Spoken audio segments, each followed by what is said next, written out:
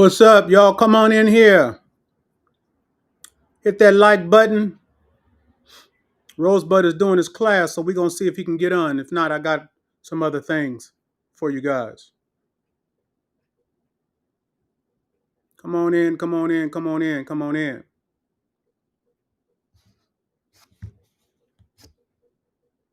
Let me do something real quick. Hold on.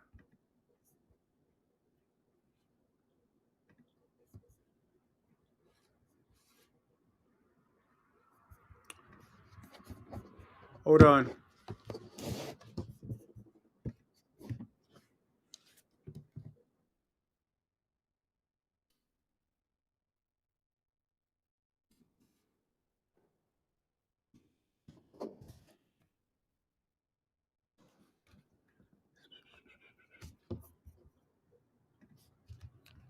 What's up, what's up, what's up?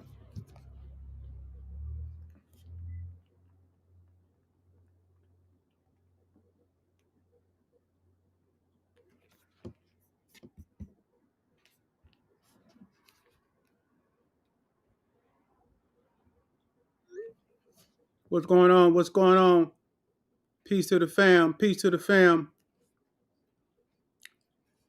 Bud is doing his class. He might not be able to make it, but I got a couple things for you guys. I know we ain't been on for about 3 weeks, so we're going to bless you today. Gonna go ahead and bless you. Bless your socks off, man. Let me see here. Remnant in the building, representing.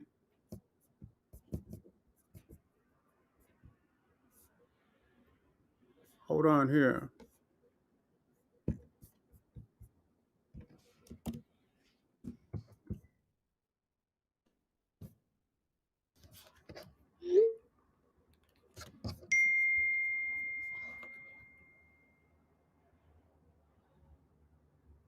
Yeah.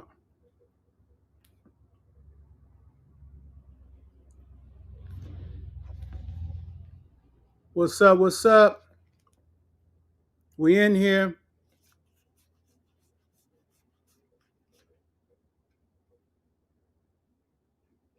Absolutely. Tell them, Chill Will. Bring your whole mind.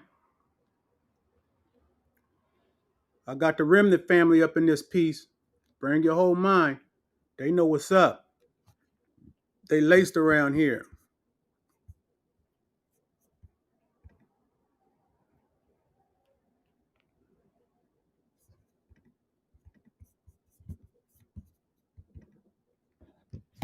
Let me go ahead and put this in here. Hold on.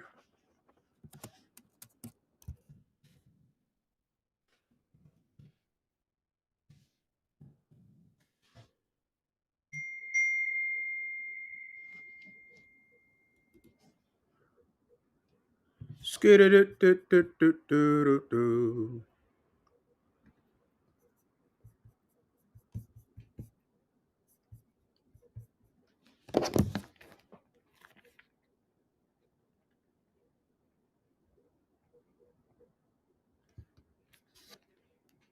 What's up? What's up?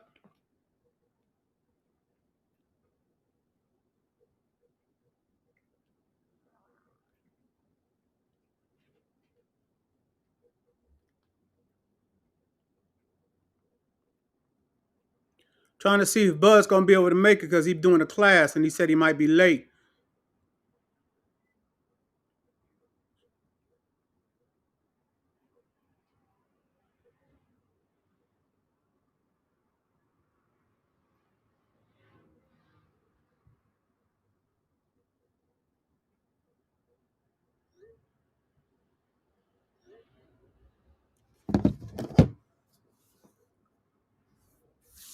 What's going on, fam? You know what? I'm gonna go on. That's my boy. That's my main guy, Corey, boy. That's my real loved one right there. You know, I'll always go mess with Corey. I mean, for real, for real. That's my guy. I love that boy. That's my dude.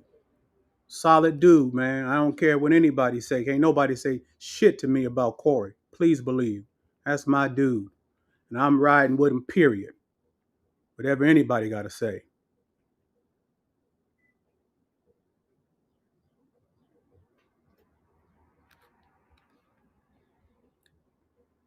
What's going on? I tell you what, we going while we're waiting on Bud, Dallas up in here, what's happening? Shoot me a couple questions, man. Shoot me a couple questions,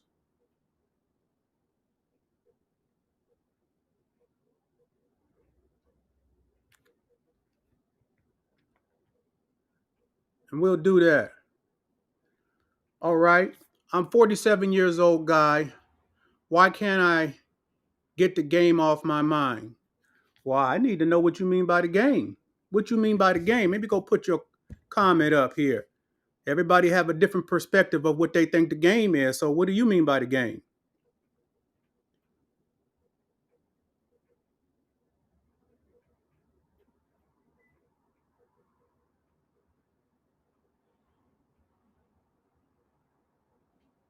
I'll wait for you.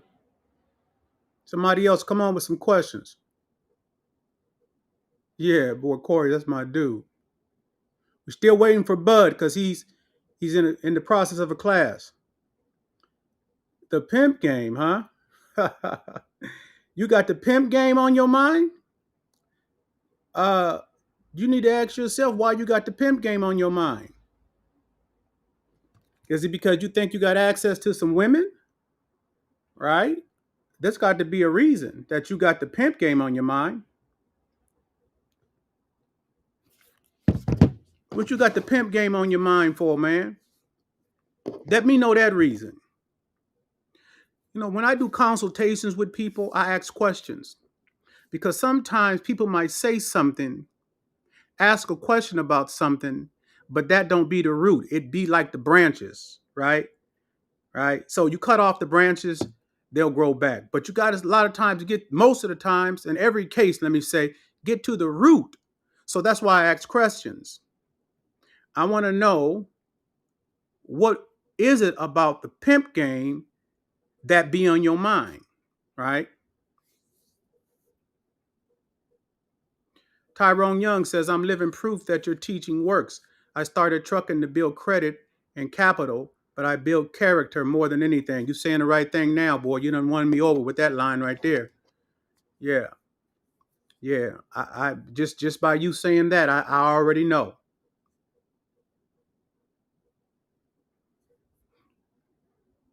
Oh, nephew. That's nephew. Kyrus Customs in the chat. That's my nephew. That's the one who do all my clothes for me. Custom made. You want to get cut up? You want to get cut up right and appropriately? You better go to Kyrus Customs, right? You see everything I'm wearing. That's from my nephew. Pure character riding a firework rocket, disappearing away before busting in the sky, bursting in the sky.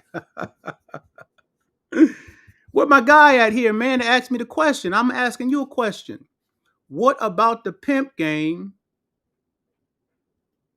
Mr. Beckman, or Beckham, yeah, that be on your mind? I don't even know how to pronounce your first name. Help me with that. Urea? Urea?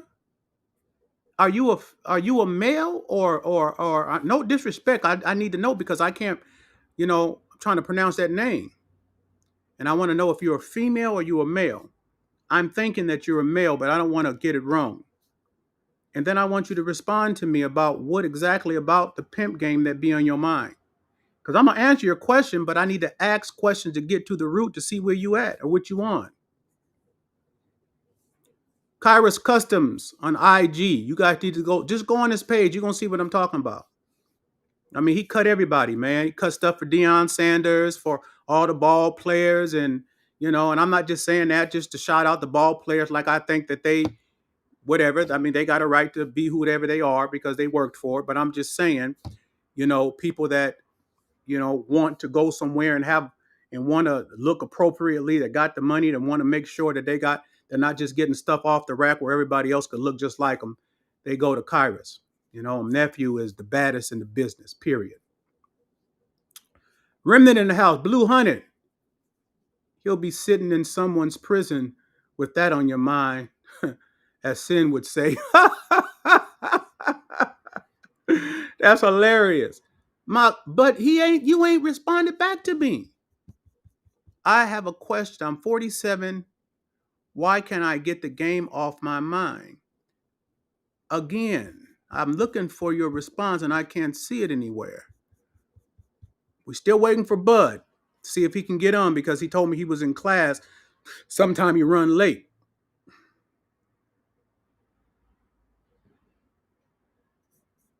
Oh, for the customs? Yeah, I'm going to put it in right now.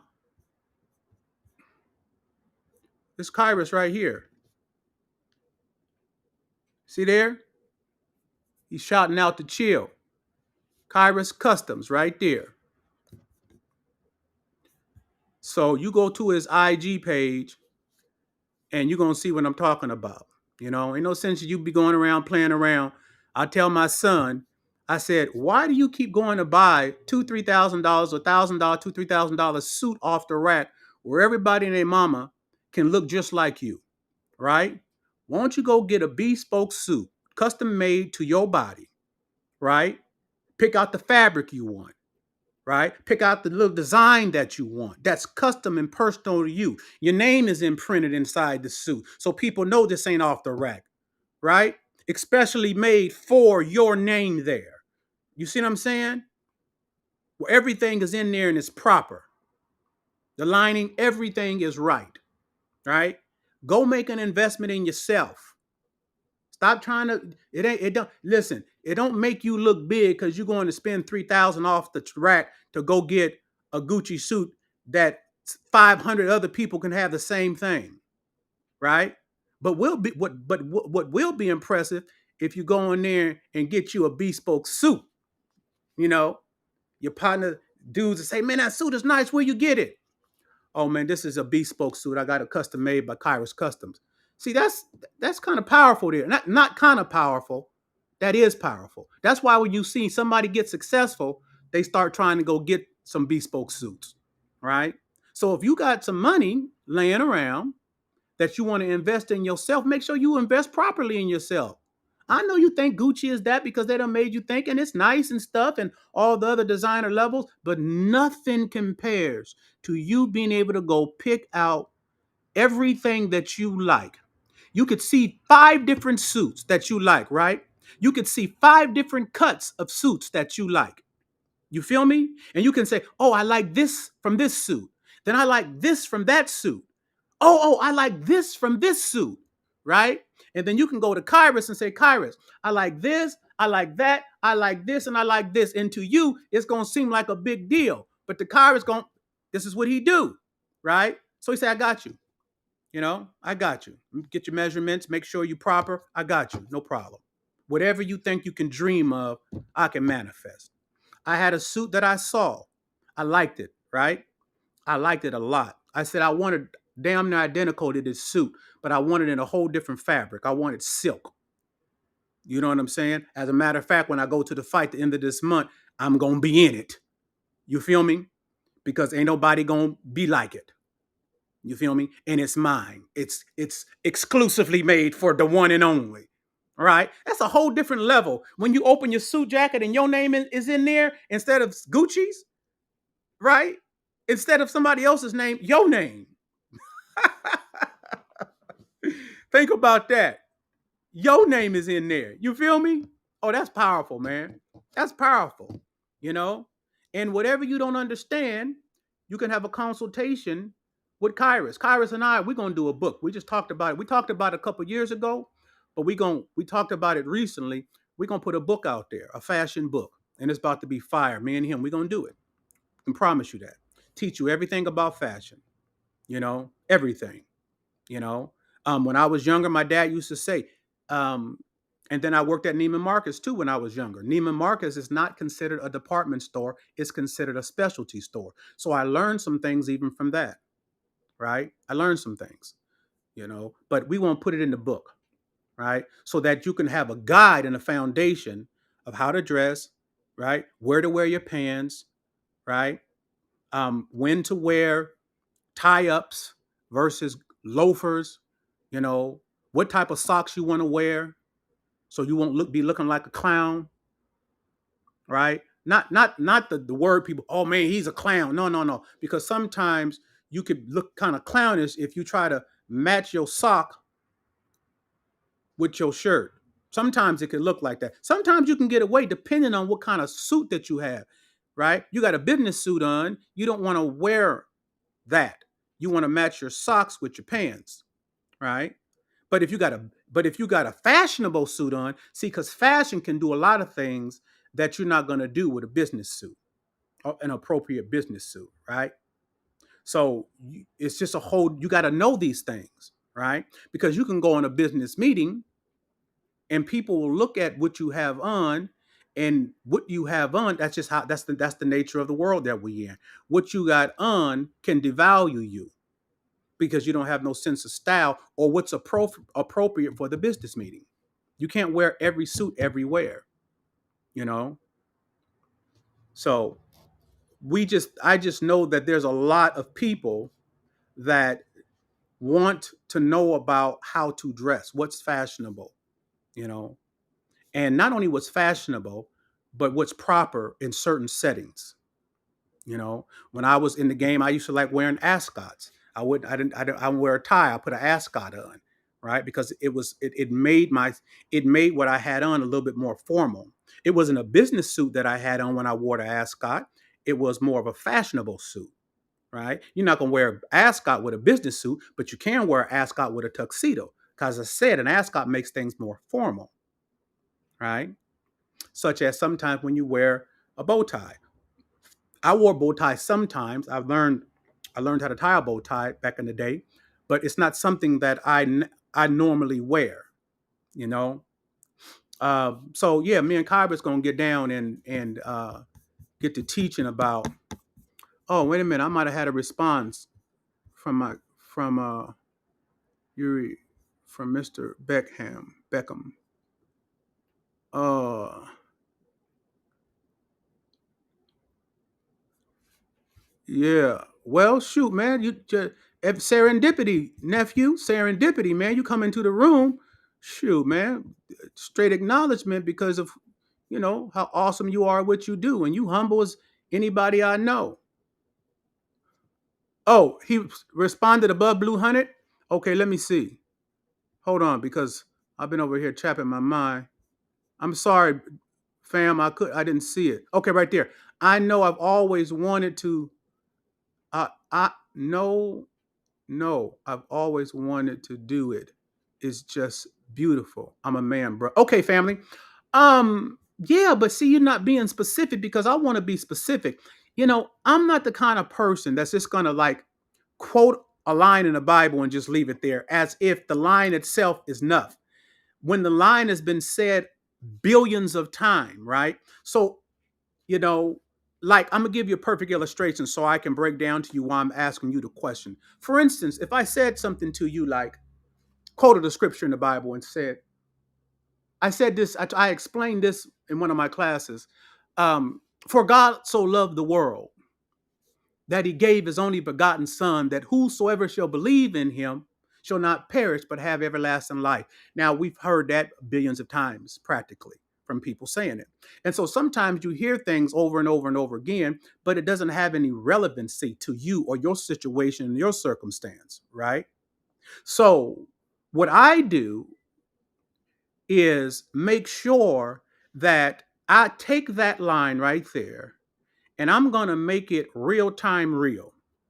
I'm going to make it real time real, right? For instance, for God so loved the world that he gave his only begotten son, that I wouldn't even go that far, right?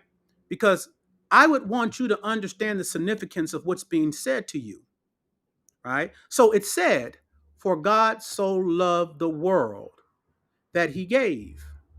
I would stop right there because there's so much revelation in just that statement. See, a lot of time churches and preachers and they have a tendency to just think that the scripture itself is going to make footprints in your life, which means it's going to be heavy. right? Okay, they get up there preaching, for God so loved the world that he gave his only begotten son, that whosoever shall believe in him, you see what I'm saying? Shall not perish but have everlasting life. And boy, they sweating, they think they done said it, boy, right? And to a person that come out these trenches and these ghettos and where I come from, we're gonna be listening at that like, okay, bro, but what does that really mean to my life? Boy, I'm out here in these trenches, taking penitentiary chances, taking life and death chances, been facing life on these streets and everything. But you telling me that God so loved the world, but how does that apply to me? So what I would do, because I'm thinking about what it would take to get my attention, a person like me that come from the streets, what would it take? So every time I go into trying to learn something, I'm learning from the perspective of what it could take to reach a mind and a person like me with my experiences that have gone through my situations, right? And it has to leave footprints in order to impact me. Somebody said, footprints, yeah, got to be heavy, right? So what I would do is I would say, for God so loved the world that he gave. And I'll stop right there. And I would say, man, you know what, man? There's a lesson in this thing that's so heavy and so powerful. I want you guys to bring your whole mind. Because, see, we could have missed it as a billion times as it's been said. We done missed it a billion times. That there's something very significant in just that part right there. For God so loved the world that he gave. And then I would say, one of the most powerful attributes of what love is, right? Because love and hate is the most abused words in the world, the most abused, right? So I said, I want you to understand what it's saying here. For God so loved the world that he gave. What that lets me know is that the characteristics of love is given, right? The characteristics of love, because everybody's been saying what love is. What love is. No, I'm telling you. If we're going to believe in the scriptures, we're going to believe that God is real. There's something that he's given us that got footprints. It's heavy, right? And I want to understand it from the perspective of what the Most High meant it. Not what old boys talking about. Not what these Christians is talking about. Not what these religious people is talking about. But where it impacts me in my own personal life, right? Where I could take something from it and apply it to my life and say, yeah, that got footprints.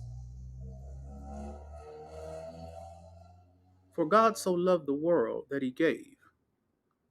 That lets me know that if someone has a problem giving, it's because they don't love.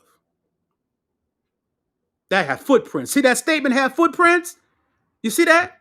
See, that's going to get my attention. It's like it's going to get your attention. That lets me know if a person have problems giving, they got a problem loving.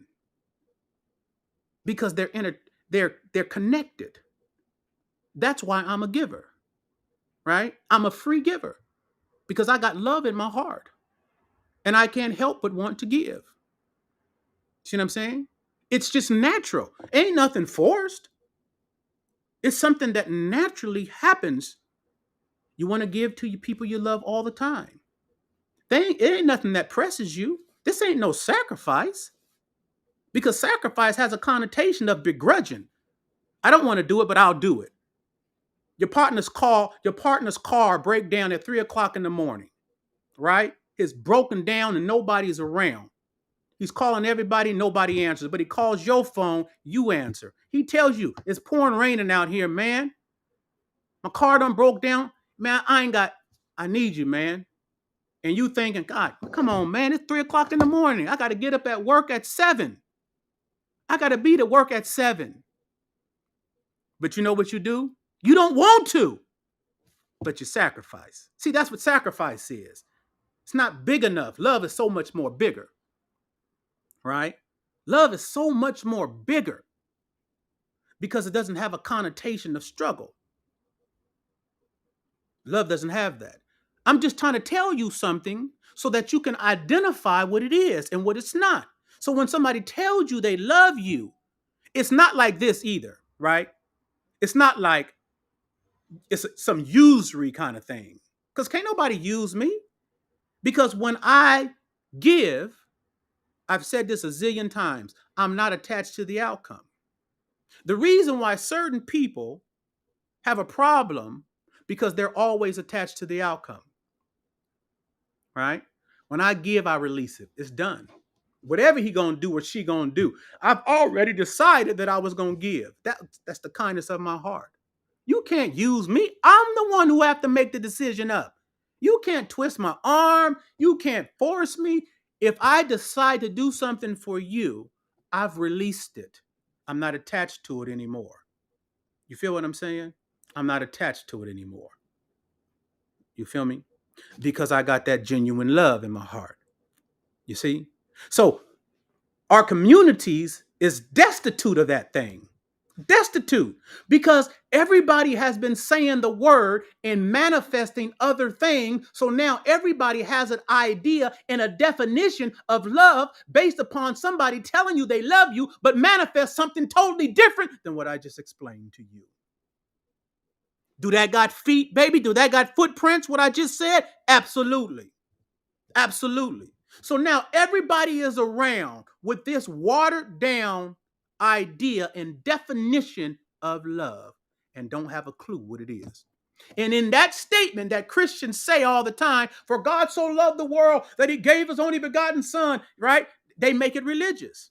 But here it is a man that they wouldn't even think is a righteous man because my mama was a hoe, my daddy was a pimp, I was a pimp myself, I went to federal prison, all this stuff, right? But I'm the one that God revealed these things to, right? So I can see the same thing they seeing, and I can see something totally different that got footprints that I can apply to my life, and not only me, but you can apply to your life. Because see, I'm really getting the real definition of love, the real one. For God so loved, right? So loved the world that he did what?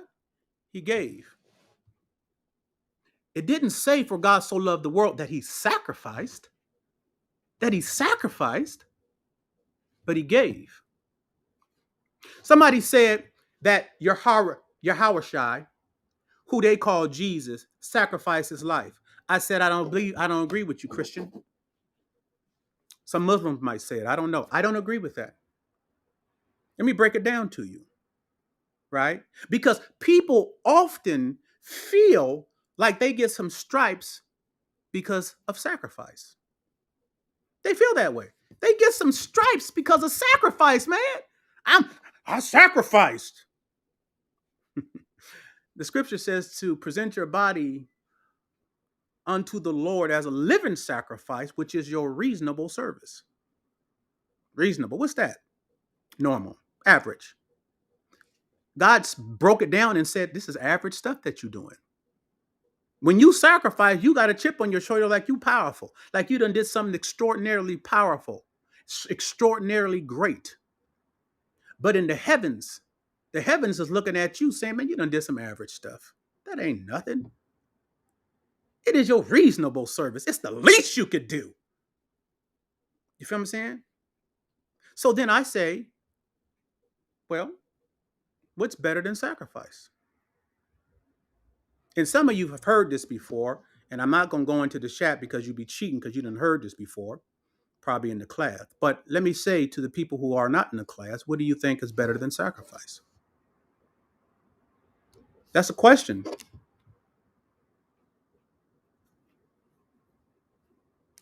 What is better than sacrifice? Since I'm saying we in the world think that sacrifice is some special stuff. Like you done did something special because you said, oh yeah, man, I just had to sacrifice for old boy. You be thinking you powerful, right? A woman might say, I sacrificed for you.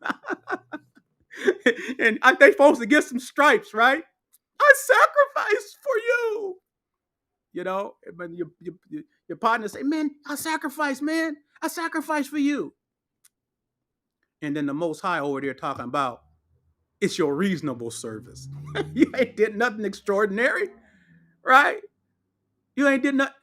Jay, you cheating because you know I told you remnant ain't supposed to say nothing. Let these people learn. So Jay, remnant member, he want to let the cat out the bag. Uh, he let the cat out the bag. And hold on, nephew. He let the cat out the bag. And so offering is better. So when they say that Yahweh Shai, or who they call Jesus, sacrificed his life, I say I don't agree with you. He offered his life. He proposed, right? Send me, I'll go. I propose. So that's greater. That's a greater level of sacrifice, a consciousness of different consciousness, right? See, we've been so indoctrinated and socialized within this country that it has minimized our thinking. It is minimized us when the scripture said, "Ye are gods," but you're not operating like that because you've been blinded by the socialization of this country, by the indoctrination of this country. You've been blinded, and so we are operating on such an animalistic level of consciousness, right?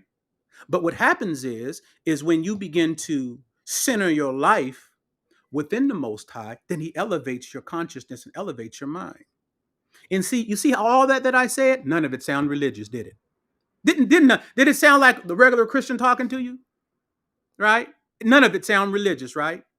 Because that's what the trick of the enemy is. Christianity and I have done a lot of damage to our people. And I'm not mad at Christians because they only know what they know, but I'm saying it has done the damage because it has made us believe that we were Gentiles and that we were without God in the world. And then, do you know that they had a Bible that was specially made for slaves? It's in the African American Museum in DC right now. It's called the Slave Bible. So all these things were purposed, right? They had a slave Bible to teach you, take everything out that could free your mind and put everything in that will subjugate your mind. And so we're still subjugated to this point. That's what I call indoctrination and socialization. You see what I'm saying? So what I do in my classes, I make sure that I lift the veil like I did with just that "for God so loved the world," right? And I try to explain that this Bible is not white people's Bible because white people have never contributed to no major religion in the world. The remnant knows that already. Did you hear what I said? White people have not created no major religion in the world. Do you understand that? It all comes up out of Africa ultimately. And they've even agreed that all man come up out of Africa, right? Of course, there's different tribes and different beliefs and all, but I'm saying it all comes from there, the center, the beginning. You feel what I'm saying? So my job is to lift the veil so that you could see. So listen, I'm going to bring my nephew on, and I'm very proud of my nephew because I've taught him, and he just recently started, you know, speaking and talking, and he has a lot of information about a lot of different things, And I'm going to bring him on. This is like he's like me so much. There are two people in my life that are, um, as far as the information is concerned, there's nobody that rivals these two. Dove and my nephew, right? And you're about to meet him right now. He has organized a company called A Better Path for You. He does life coaching. He does so many things. But I'm saying I'm going to bring him on and I'm going to introduce him and let him talk a little bit to you guys and let you guys ask him a few questions. I just said there were two people, as far as this information is concerned, that is at the top. And that's my wife and my nephew. Those two are at the top with the information. Please believe me. And so I trust them most in my life, right? Somebody said, "Do you trust your family?" I love them. But as far as trusting them to an extent, certain ones in my family, right? Because when I was in the game, I'm going to bring my nephew on just so you guys can see him. When I was in the game, I used to tell, you know, the women that were with me that I don't trust you. They'd be like, "You don't?" No, I don't trust you. I said, "But you don't got to feel bad about it because there's something positive about it.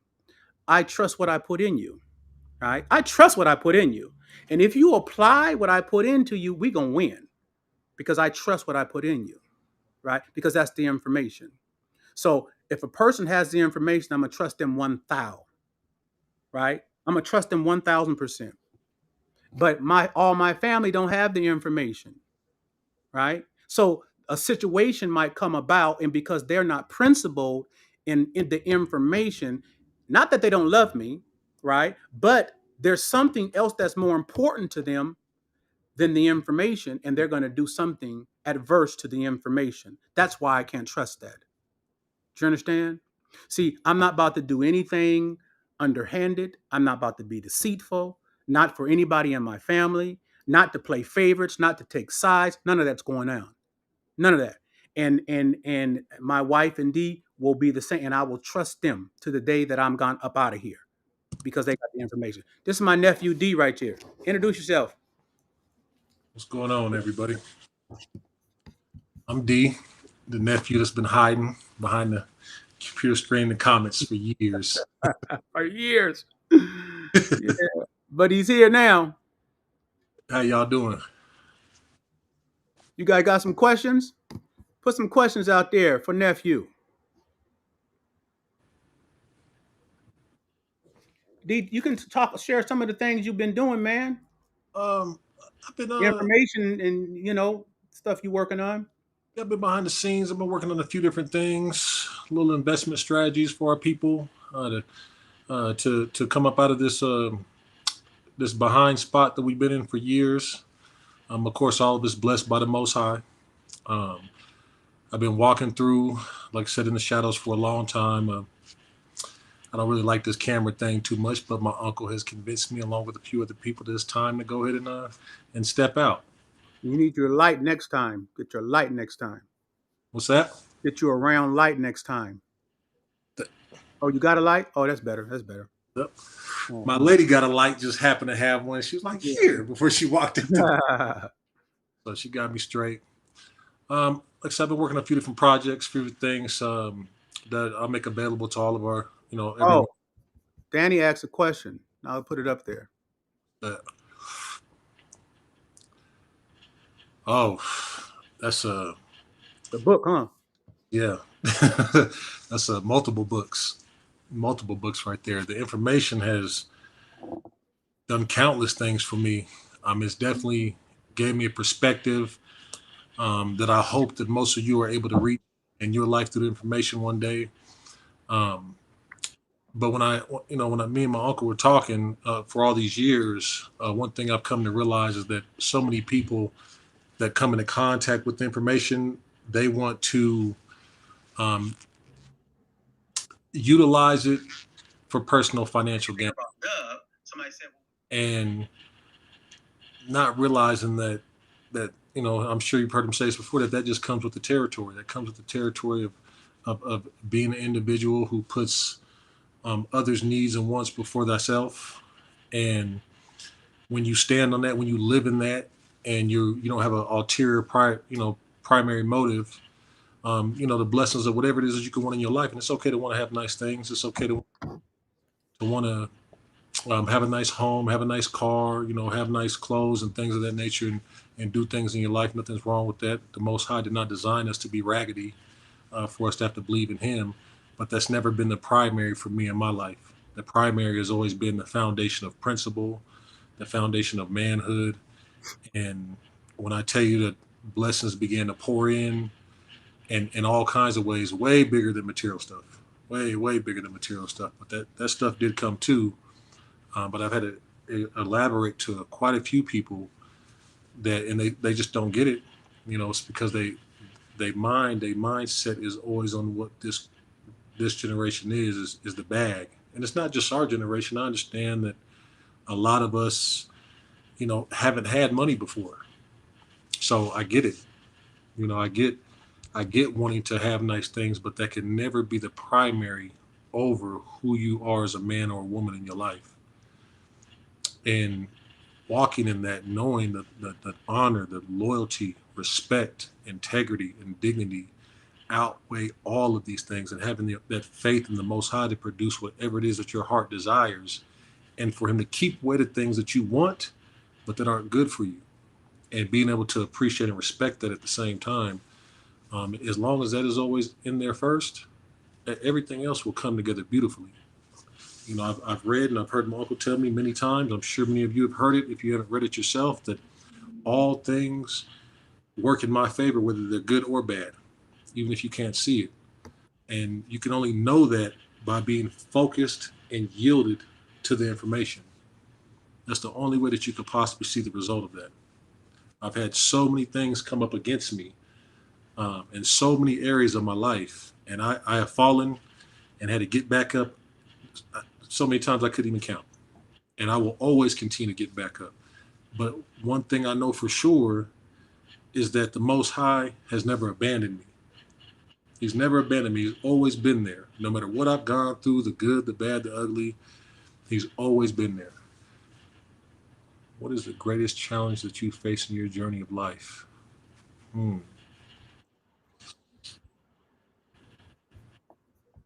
That's a tough question. I've come across quite a few things. Um, Not letting people disappoint me, maybe. I have a very big heart, and so I invest into people tremendously. And, I had to learn that everyone doesn't value the information the way that I do. Um, and at first, I didn't know that. I didn't understand that. My uncle had to help me see that. And once he did, it allowed me to release people in my life. I've had some people that are very close to me um, do some things that were very hurtful. You know, and I had to learn as well that for the good that you do for people, even the people that you love, sometimes they'll hate you for that. They'll hate you for that, and it's okay because as long as you keep moving forward and don't let your heart or your character be tainted by their actions, they'll never become your teacher.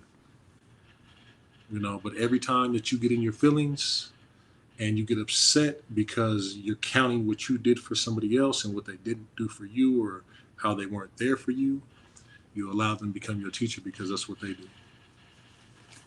Let me say, I think a great challenge for all of us is, because we grow up learning one way. And so when the information comes, learning how to adapt what to change what you've been doing one way in your mind and your body and your emotions, and to apply those things, and then to shift that to the information. That's tough. That's tough because you always got to make the decision, right? You got to make the decision all the time. I think what Let me just say it like this. I think one of the greatest things that I've learned is how the Most High builds character, right? How he builds character. Because I've fallen so many times, I've done so many errors in my life, right? Just, you know, emotionally, and, uh, and I can remember when uh, I was mad at some girl, and I wanted to fire her. I wanted to get away from me. And my dad had said, "Son, you got to be careful, man. You got to bring the game." And I was like, "What you mean? She did this. She did this." He said, "You got to bring the game, son." I said, "What you mean?" He said, "You got to pimp the broad away, right?" Now she did something to me, and at that moment, well, she did something that I told her not to do that I thought was very important. And at that moment, after doing it several times, I wanted to get rid of the broad. And my dad said I had to bring the game. And all he was saying, he got to bring the information, bring some knowledge, right? And what telling me something I didn't see. What I didn't see is him trying to tell me that if you right now do what you want to do with the broad, you can create a possibility. What I'm trying to do is to eliminate the possibility of a bad decision for you. What do you mean? Well, if you do this and fire her, right? And she thinks about, oh, now he think he gonna go on with his life, and he got this money, and I ain't got nothing, and he think that it's gonna be like that. You can create larceny in this broad's heart. In the scripture said, hell has no fury like a woman scorned, right? So I want to eliminate the possibility. But you're not thinking about that because all you thinking about is what she did and you in your feelings. right? And having to understand those things, right? And so you can start seeing for yourself.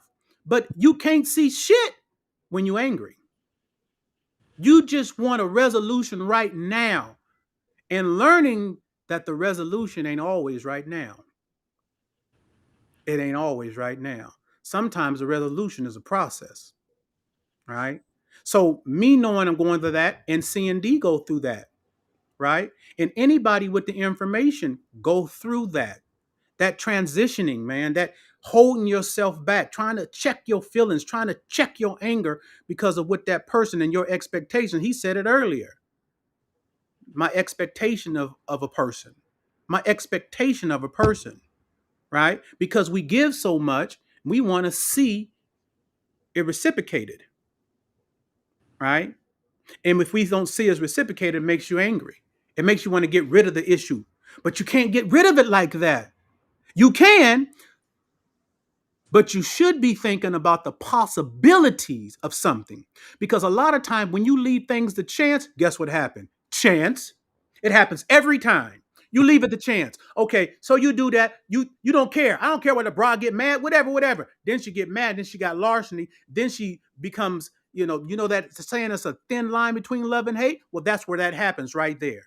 It happens right there. And because you did not care to get the information and line yourself up to the information, now you sitting in prison somewhere saying, man, I wish I would have listened.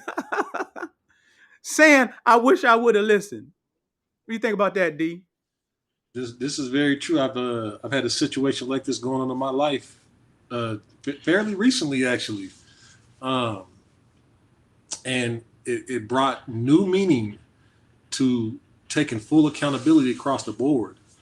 You know, even if the other individual is wrong, to take on accountability to know that I'm taking the full responsibility for every error that could possibly be presented in my life, and it's on me. Um, my uncle tells me all the time. He says, you know, when you're wrong, you're all the way wrong. Ain't no well, I'm wrong here and you wrong there. I'm wrong here and you wrong there. It don't work like that. The only way you can see the whole picture is when you accept complete fault and you can step back and look at what's really going on. Because when you're too busy pointing the finger, you're gonna miss something. And like you said, you're gonna leave some to chance. And that be the problem. Most guys and now, especially most women. Somebody said on here, why are most women, or why are women so disrespectful to men in this day and age? And this is it right here, because they always want to point a finger. And as a man, you can't afford to take that same position on, because when you take that same position on, you're not leading, you're not giving her anything that she needs to say, you know what, this is different right here. And so Hey, go can't ahead. really you can't really get mad when she keep doing what she doing, and she it's like she's seeing a reflection of herself in you, because you don't want to stop and say, you know what, all right, cool, I got this. There's no way that you could possibly lead her or guide her in any direction when, even though you might be calm, you might be quiet, because I've been there before too, thinking I'm right because I didn't lose my cool, and I was chill, and I called my uncle and tell him what's going on. He's like, man, you need to check yourself. And I'm like, what you mean I need to? Like, I was cool, I didn't yell, I didn't raise my voice, I didn't do this. He's like, yeah, but you feel some type of way about the situation. And I couldn't see it because I'm too busy looking at the external stuff instead of looking at the internal.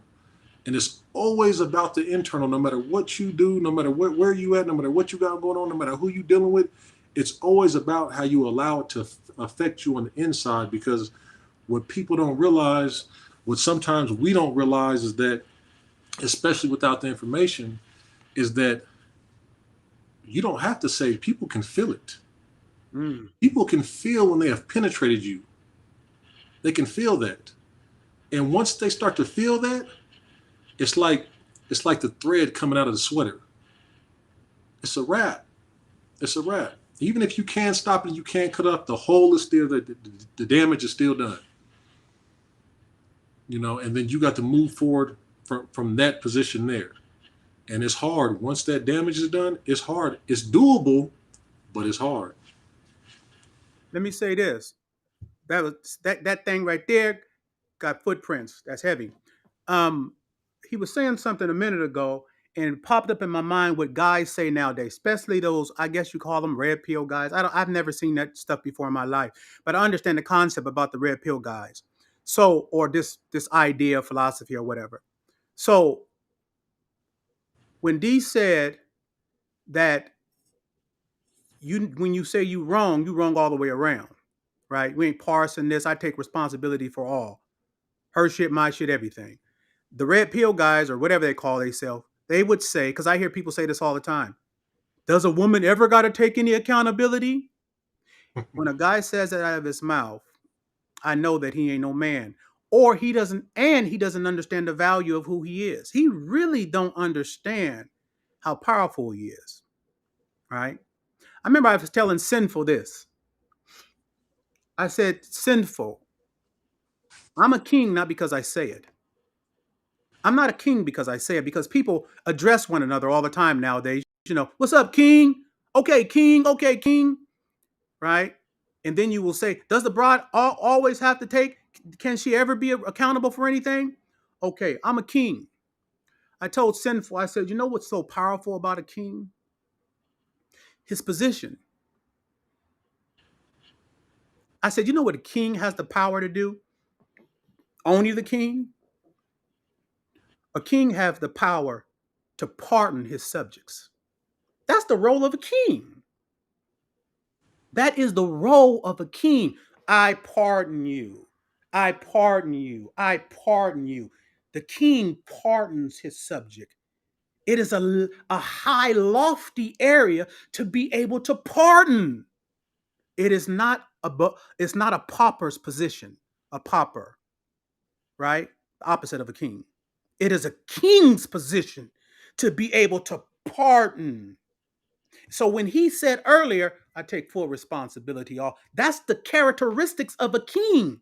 What he is saying is that you're not valuable enough for me to even look at you like that. Whatever is going on, it starts and it ends with me. I am a king. And I take the responsibility and the accountability of a king. And I pardon you, my subject. I'm playing. I don't say that. you, That's how you got to feel in your spirit dealing with that's right. no, because if not, then the other stuff comes into play, you know, and you don't want that. You don't want that. It feels good in the moment, but so many people get tied up in the in the feeling of being right in that moment rather than keeping their eyes and keeping their things on the bigger picture. What's up, Kev? Go ahead. Like Unc said, the thing that nobody else has the power to do is reign over everything. The king is responsible for everything. Each other individual is only responsible really for themselves. Mm-hmm. The queen might, have she definitely has a significant role in there, but she can afford to kind of only be concerned with how she feels in the moment.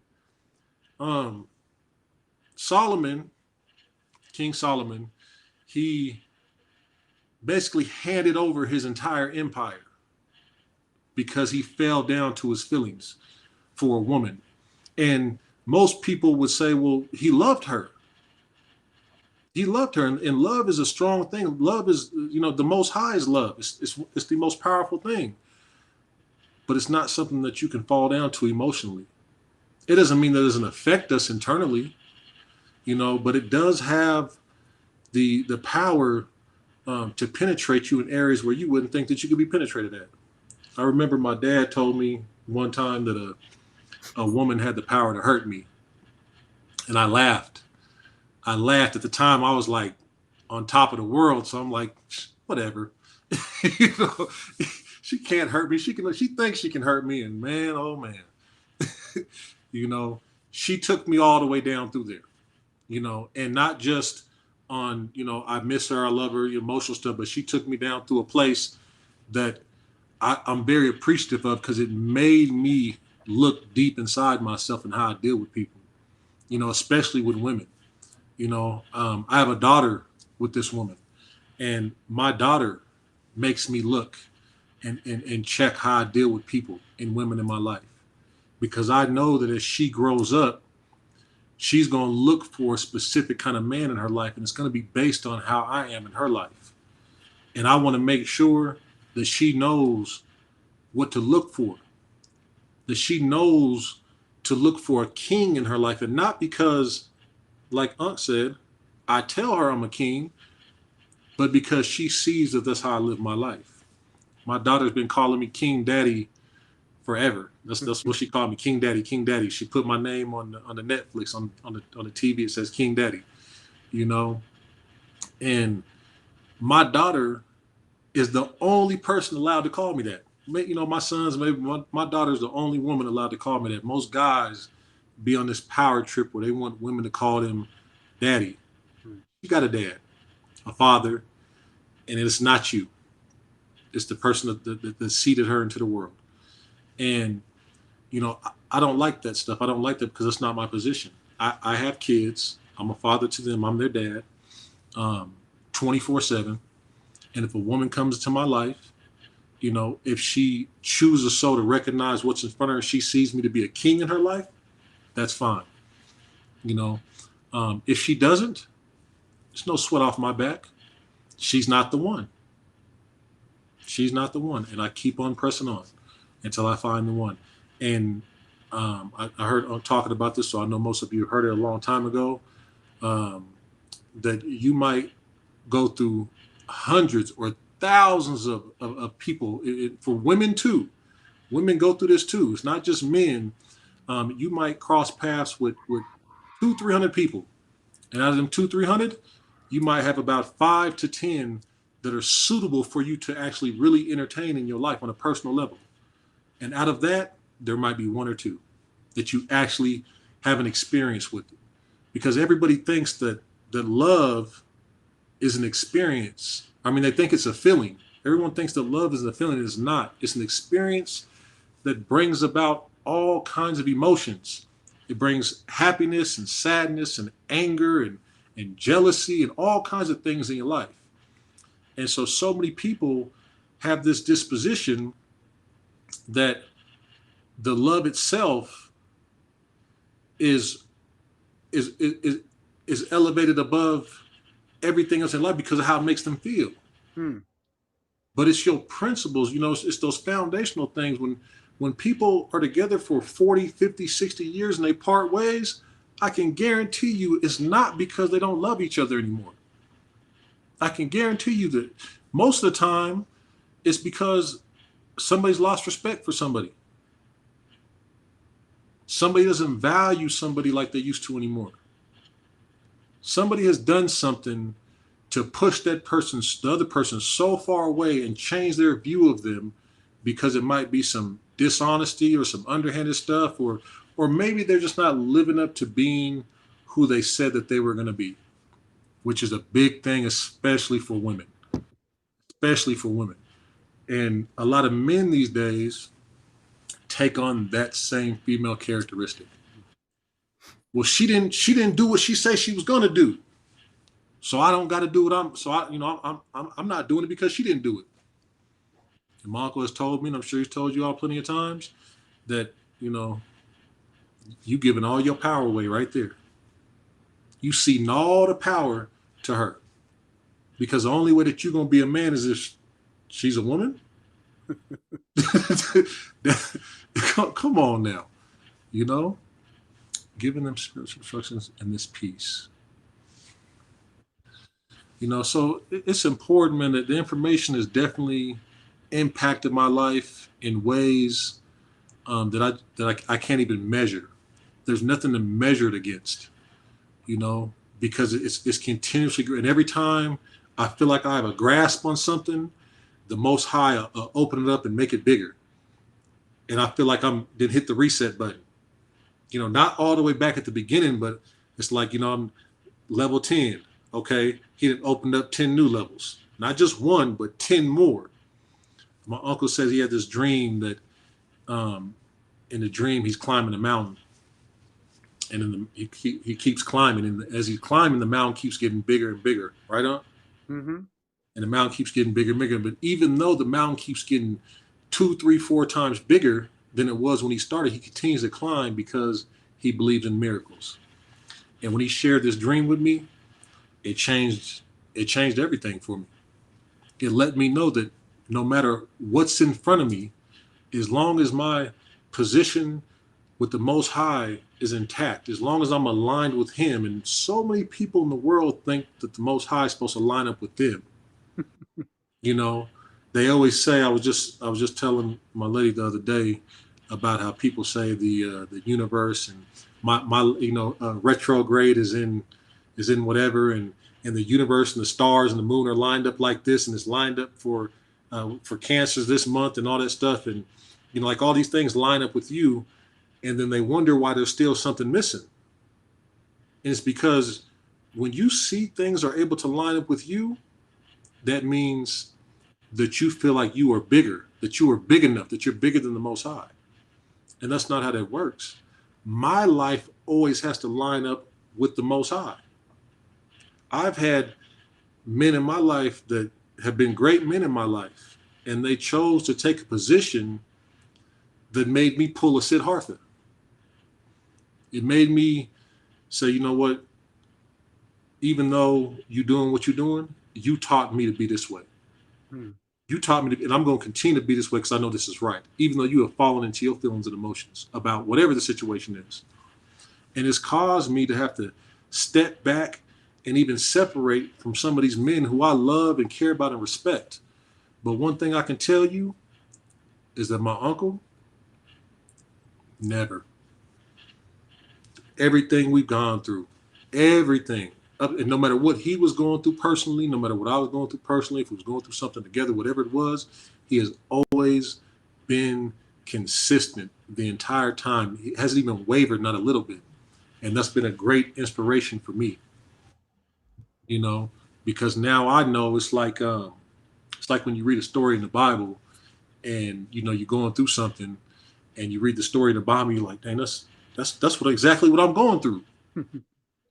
It's inspiring to let you know that you're not the only one, and that other people have already done this. And sometimes we get lost in the world because we feel like the situation that we're going through, we're the only one. But that's a What's up, beautiful. son? Son is in here.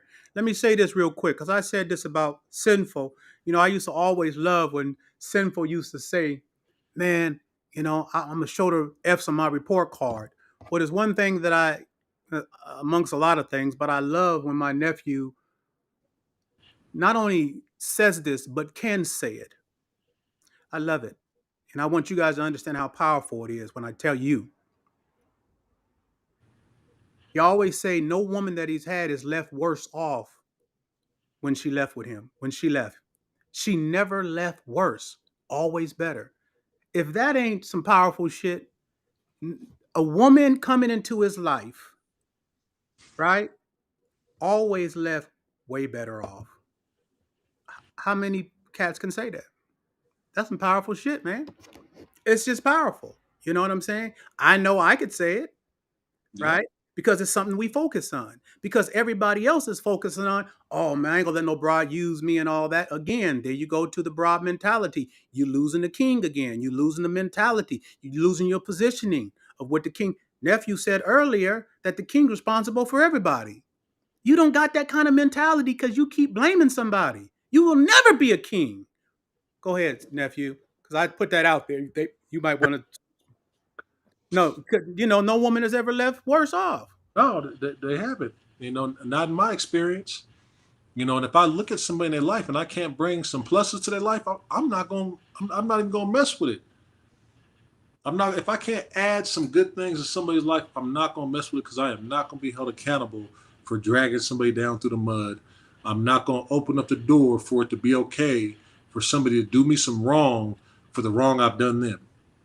Because for the good you do someone, the Most High will never let them do you any wrong. And if they do you some wrong, He'll never let it go to pass. And I have seen Consequence, severe. so many times in my life and definitely in Unc's life. and it's crazy. People don't, I share this with people sometimes. A couple of my close partners, and sometimes they be like, "Well, man, sometimes things just happen to people, and it's just bad karma." It doesn't always work like that. Some things are bad karma, but when you mess with certain specific people that the Most High has chosen, and that He has keeps close to Him, you just asking for trouble. Mm-hmm. Asking for trouble. Mm-hmm. When you are one of those people that the Most High has chosen, and you go out there and you do somebody some wrong because of how you feel, because you feel like they didn't wrong you, or they didn't got over on you. You asking for trouble that you can't even fathom. You don't want You to. asking for trouble because you're out of order. You're no longer the king that God made you to be. You're out of order. So then the trouble that you're asking for is because you are not in the place that God has intended for you to be. That's the consequence. So you don't understand that as a man, that there's consequences for you being out of order. The reason why our people are in the situation, and particularly our men, is because we're out of order. We are not kings, right? We are out of order. We do not take accountability. We will not. I do. I'm in order and it reflects in my life. My nephew, it reflects in his life. And anybody that's in the remnant, it's going to reflect in their life. We are in order, but our people is out of order, and so you see all the things that's happening. Let me address this. Now, this Sharif, I love Sharif. I want you guys to understand this is a brother. I love him. He is one of the sharpest dudes. We've talked. I've went and seen him in Vegas when he came out there. Made it my business. I brought me and Fillmore, my guy. I love him, and it's very, very rare that I disagree with him. I mean, it is rare. You know what I'm saying? Because I said, Sharif Sharp, man, my dude. He go to bat for me. I'm gonna go to bat for him no matter what. But and I do understand what he's saying here. I want you guys to understand this. So let me read this. Daddy just hit differently for some women. You are the closest thing to father they ever had. True. The root word for father. See, he gonna go deep. He gonna give it footprints. The root word for father is further.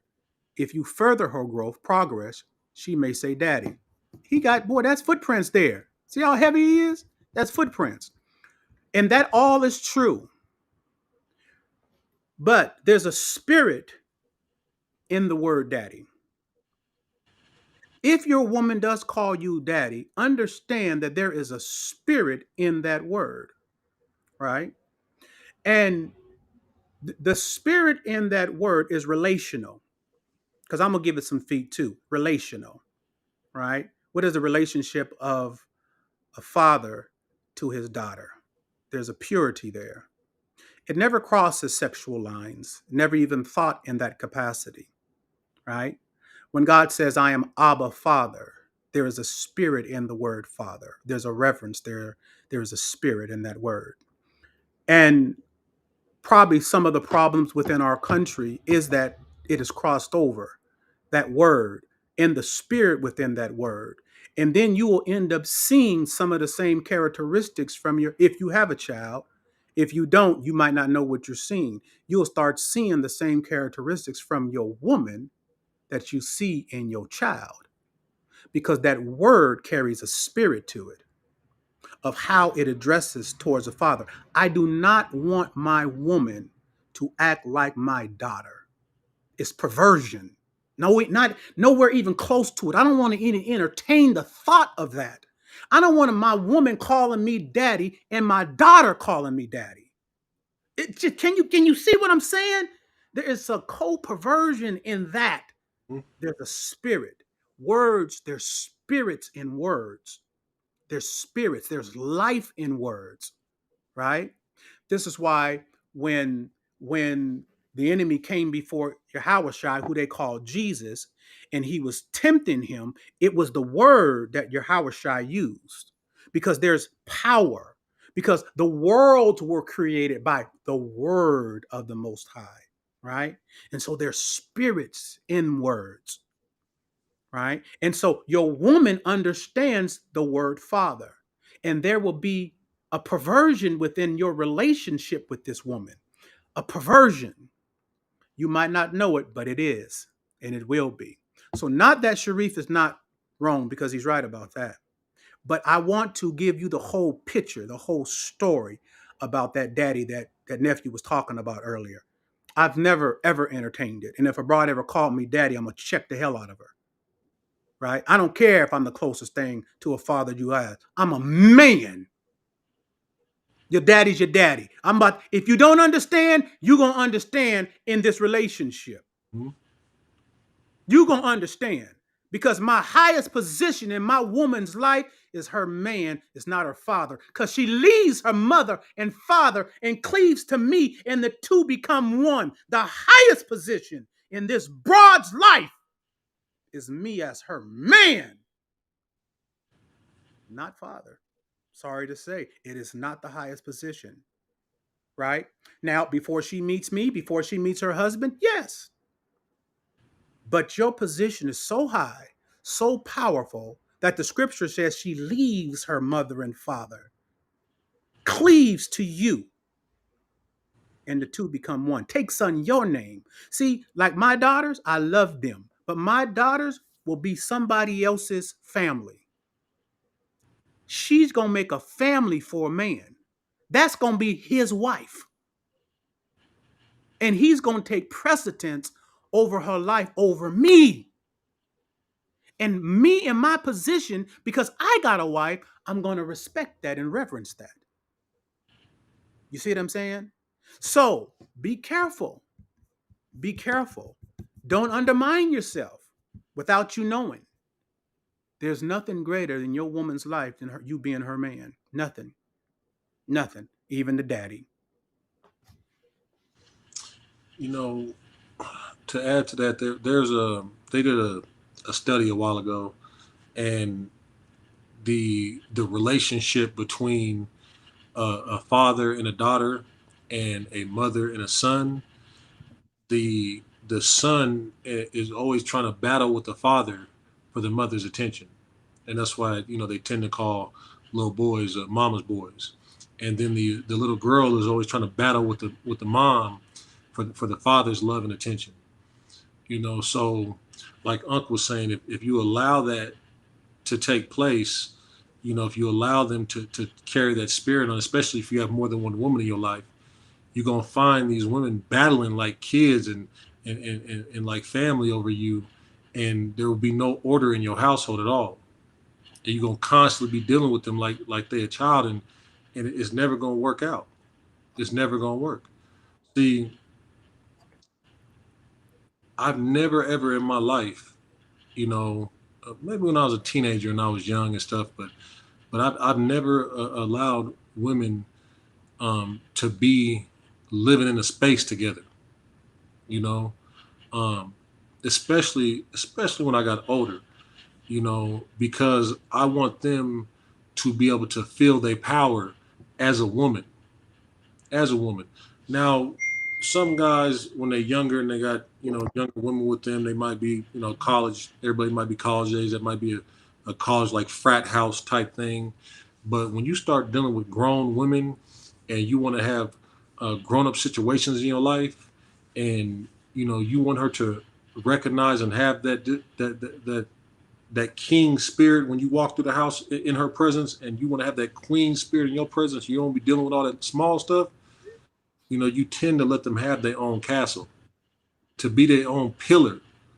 And so many men want women to only rely on them, that they too insecure to give her own space to be big. Everything got to flow through them.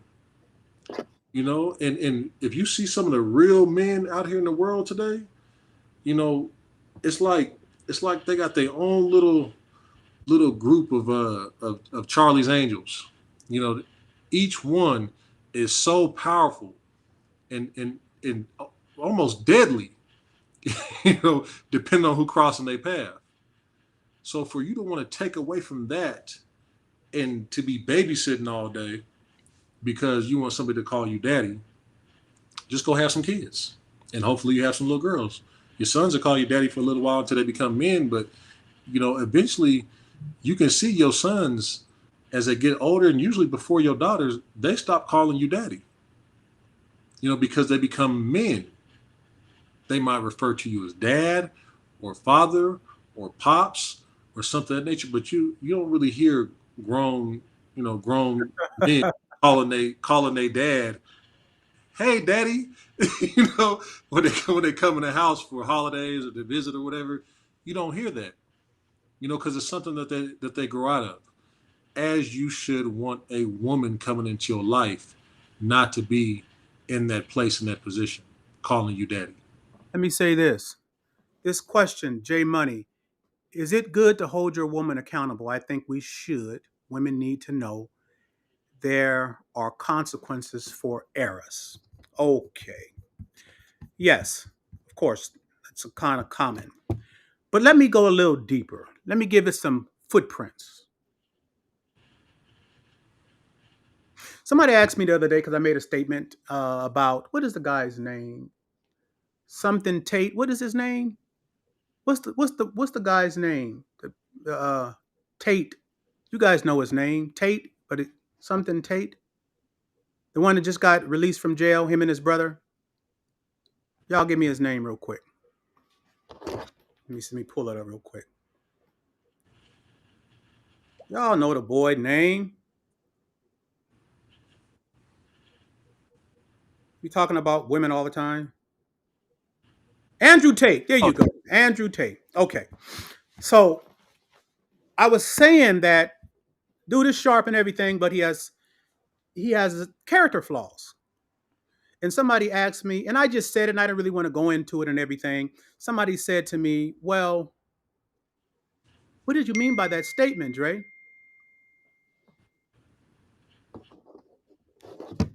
What did you mean by that statement? Right, Alaska. Huh?" Oh no, Tay was saying they also can't hide behind each other. Sorry, go ahead on. Yeah. So, and I'm saying this in correlation to the statement earlier. Should we hold our women accountable? I said because of who I am, I can detect certain things, and I can see an Achilles heel for Andrew Tate with all his sharpness. And I'm not taking nothing from his sharpness. He's got a great mind, right? But the Achilles heel is his need to dominate a woman. Bring your whole mind. His need to dominate a woman. There is not one iota of a thought, a desire in me whatsoever to dominate a woman. It's not nothing that I think about. Because, see, I know that the things that I teach, that just goes with the territory. It's nothing I got to invest in, right? Because it's not me, I want to dominate her. I'm going to show her what a man and I'm going to show her who I am. Because there's insecurity in the temperament. There's an insecurity in the temperament of that. See, there's a polish and a poise when you know it goes with the character, it goes with the territory of the information. See, I'm a man, right? Not because they don't know what man. You guys know what a man is based upon the teachings that I've given you, right? I'm a man. And I said an American pimp back in 1997, 98. Before you're a pimp, before you're a doctor, before you're a lawyer, you got to be a man first of integrity, of principles and character, things that you're willing to die for. These things are elevated above all things, above money, above females, above anything. These are fundamentals that you live and die by. I wrote in my book, The Road to Paradise. I believe it was principles, honor, and character are the clothes a man always wear. And no great man has ever died without them. It's always caught wearing, is what I said, right? So the need for somebody to want to dominate a woman because there's an insecurity somewhere in the life. There is an Achilles heel because of that insecurity. There is a forwardness. There is something there because of his need to want to dominate, to need to dominate a woman. You see, the polish is different. I don't need to dominate a woman, but women are dominated because I'm in order. I am in order, right? And there are some characteristics that God has placed within the man. There is nothing greater. The greatest creation in this earth is man. The scripture, if you believe him, the scripture says that God made man for his own pleasure. Not the males that you see walking around the day. There's nothing significant about them. They're not willing to elevate principles, honor, integrity above everything, above money and above women, above they're not going to do that. So that's not the kind of man that he talked about he made for his pleasure. See what I'm saying? So what people don't understand is within the mechanisms of what a man was, what he initially desired a man to be, the value of the man was at the highest level, to the point that in biblical times, a woman did not care whether she was with a man and he had 5, 6, 7, 8 women. Every woman cares today in this country. You better not talk about having more than one woman. That's square. Most of y'all better not. Yeah, as a square. You see what I'm saying? So, so what was it that was so different? How is it that women back in those days valued being with this guy so much that they didn't care whoever else was with him? Because he had something that the males today do not have, right? And because of what they had back then, because they had it and the woman felt it, they elevated his value. They elevated the value of who he was. Today, there is nothing special about males today. And so they're diminished and emasculated because women are not impressed, to the point that they're with other women in droves. In droves. Because there's nothing about these males today. So, the same thing I'm saying about the need to dominate a woman, I'm saying there was never necessary for no man, because a woman's going to recognize who he was and want to be with him. Let me break it down for you. Remember, I said you might see some guys that are not attractive in the game with 5 and 6 beautiful women. And you, as a square, got a problem with one. And you're wondering, how the hell does that guy, he's not really attractive, got all those beautiful, gorgeous women? And they're all different races. What is going on there? Right? Because there's something about this game that mirrors Old Testament men. I'm not talking about because you guys will go, squares will go to, they dominate, they beat, they force, and all that. No, no, I'm not talking about any of that. I'm talking about how could one girl leave her boyfriend and come be with me and I got 6 women? Why? Why would she leave her one boyfriend? And I've said this before, I'm going to break it down again. I said in this country, the average American woman feels she's more valuable than the average American male. So when you're in a relationship with a girl, she feels she's more valuable than you. Right? If you ask her, will you allow your boyfriend to have another woman? She will dang near cuss you out. Hell no. He bet not, and yada yada yada yada. Right? But if you ask her a question, and if she was honest, and you ask her, would you be with your favorite singer, your favorite movie star or sports figure, your favorite rapper, even though they got a wife? And all and every day that happens all the time. It happens all the time, right? So the question is, You wouldn't allow your boyfriend to have another girlfriend, but you would go be with your favorite singer, your favorite movie star, your favorite sports figure, rapper, and they got a wife. That don't make sense. It don't make sense to you because you don't understand value. That everything breaks down to value. You don't understand that. See, the reason why she won't allow her boyfriend to have another woman because she thinks she's more valuable than him. The reason why she will go be with her favorite singer, movie star, sports figure is because she feels he is more valuable than her. You see how that works? So today, the value of man has been reduced.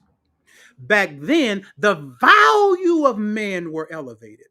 And when you value somebody, you're willing to accept more from them. Oh, them is footprints, boy.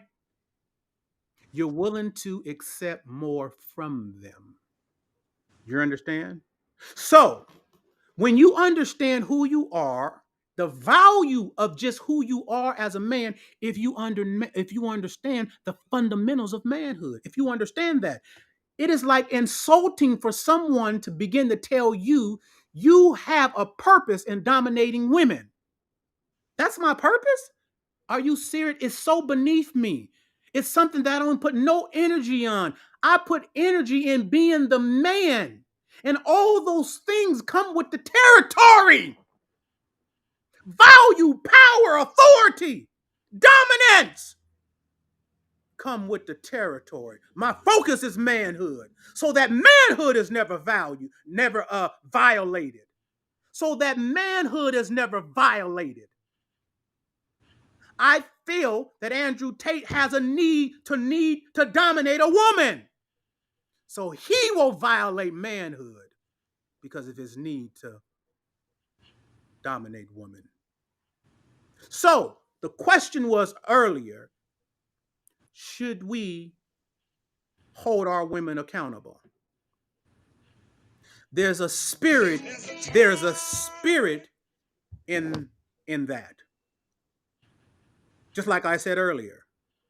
Does a woman ever be held accountable? Right? There's a spirit in that. What you don't understand is a woman will hold herself accountable when you're a man. Comes through you living it. A woman will hold herself accountable. Dove holds herself accountable. Dove holds herself accountable because I'm living manhood in front of her. Why does she hold herself accountable? Because the value of who I am in her life. Not only she as a woman, but I have value in her life. Right? Just like all those Old Testament men were valuable and all those they had all those wives and they wanted to be with the men. It wasn't just one man, it was all the men practically had more than one wife and it was never an issue. When we read and research, the only issue that ever arises is who's having more kids than the other one, but never that you had more than one wife. So it's easier for correction because she has a desire to be there because she don't feel she's more valuable than you.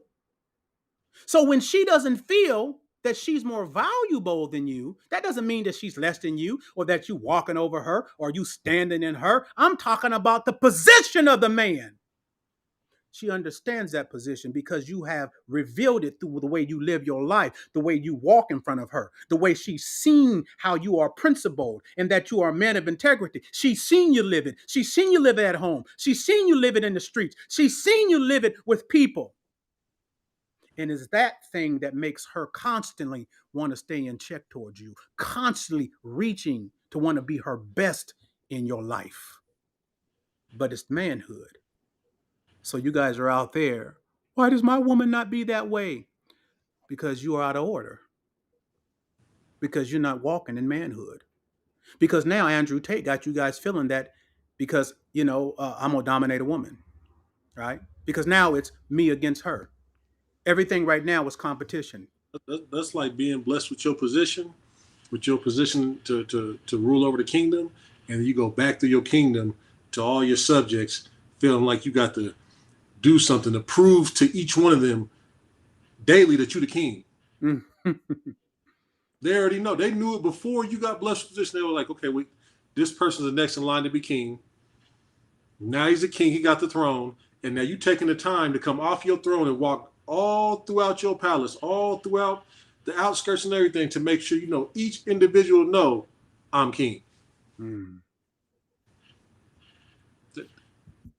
It's too devaluing. It's too time consuming.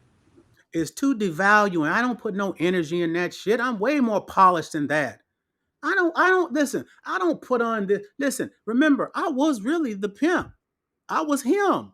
I was gorgeous Dre the pimp, international cross country, millionaire Negro, big houses, cars, jewelry, everything.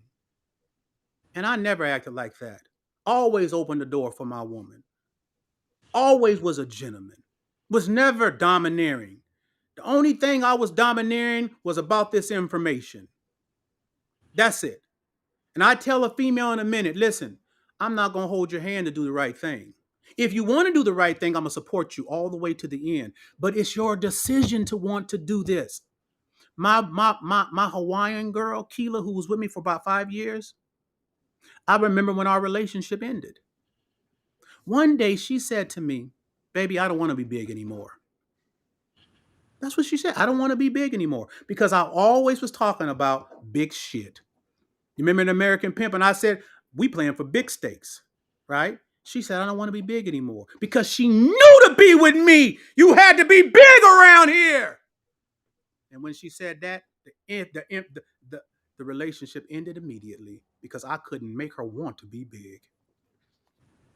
I can't make you want to be Didn't big. force it. None of that. No, I And, can't make you want to and be. then what y'all got to understand is that he didn't tell her to get out either. Mm-mm. He Mm. just dissolved. He let it play itself out. It's just a natural thing. You don't got to get mad. You don't got to get angry. You don't got to feel some type of way about it. You don't got to feel like I didn't invested this and that and this, did this for you, did that for you. You don't want to do what? See that there go that feminine spirit right there. There it is. All over the world, all over. So to this day, I don't have no ex broad, right? Talking about how I was a dog. In my movie, Master of the Game, I have women that weren't with me no more that came to be a part of Master of the Game to talk about what they learned with me. They weren't with me. And one of the questions was, how do you feel without him? And she darn near got to crying. She said she can't feel it. It ain't the same. He was Right? crying. Yeah. Right? Because I'm always a man. And a part of being a man, I'm not trying to do anything to dominate you. I, I'm not trying. You are not my purpose in life to dominate. I want to elevate you. I want you to be the happiest you ever been.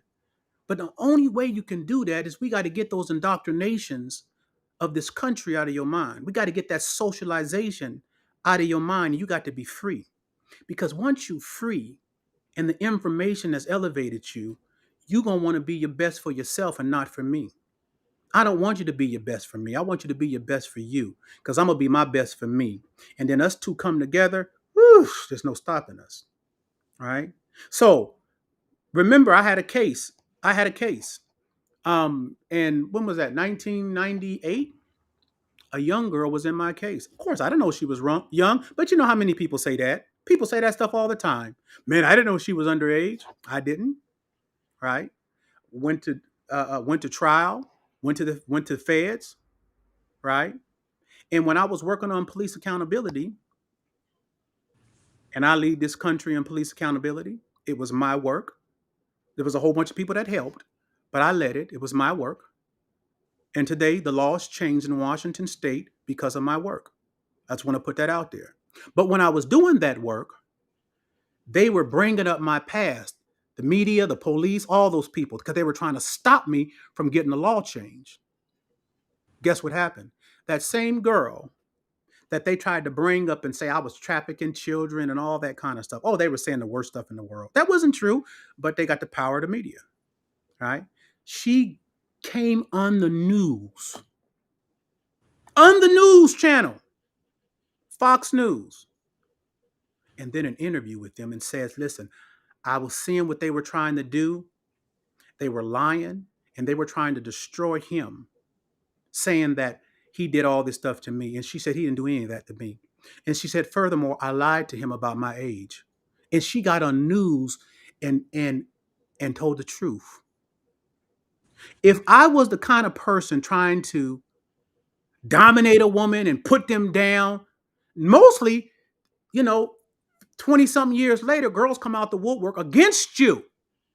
She came out in the benefit of me because of what they were trying to do and told the truth. Because I'm not that kind of person. No, even when I was in the game, like I said, I was a gentleman. I was a man. And I don't have broads around here that hate me because I didn't do nothing underhanded. I wasn't conniving. I wasn't a liar. I was a man. All right. Go ahead, talk, Demon. Go see what Nunu doing. Ain't gotta be crooked. Said, He's a remnant member. yep, yep. I know who he is. Uh, what does you letting it play out look like? How do you move towards a separation? Man, you don't have to do anything because once they start maneuvering differently, once they decide they don't want to be big anymore, it'll boil inside of them. You won't have to. You don't got to ask no questions. You don't got to ask every day. You still want to be here? You don't seem happy. You don't got to do none of that stuff.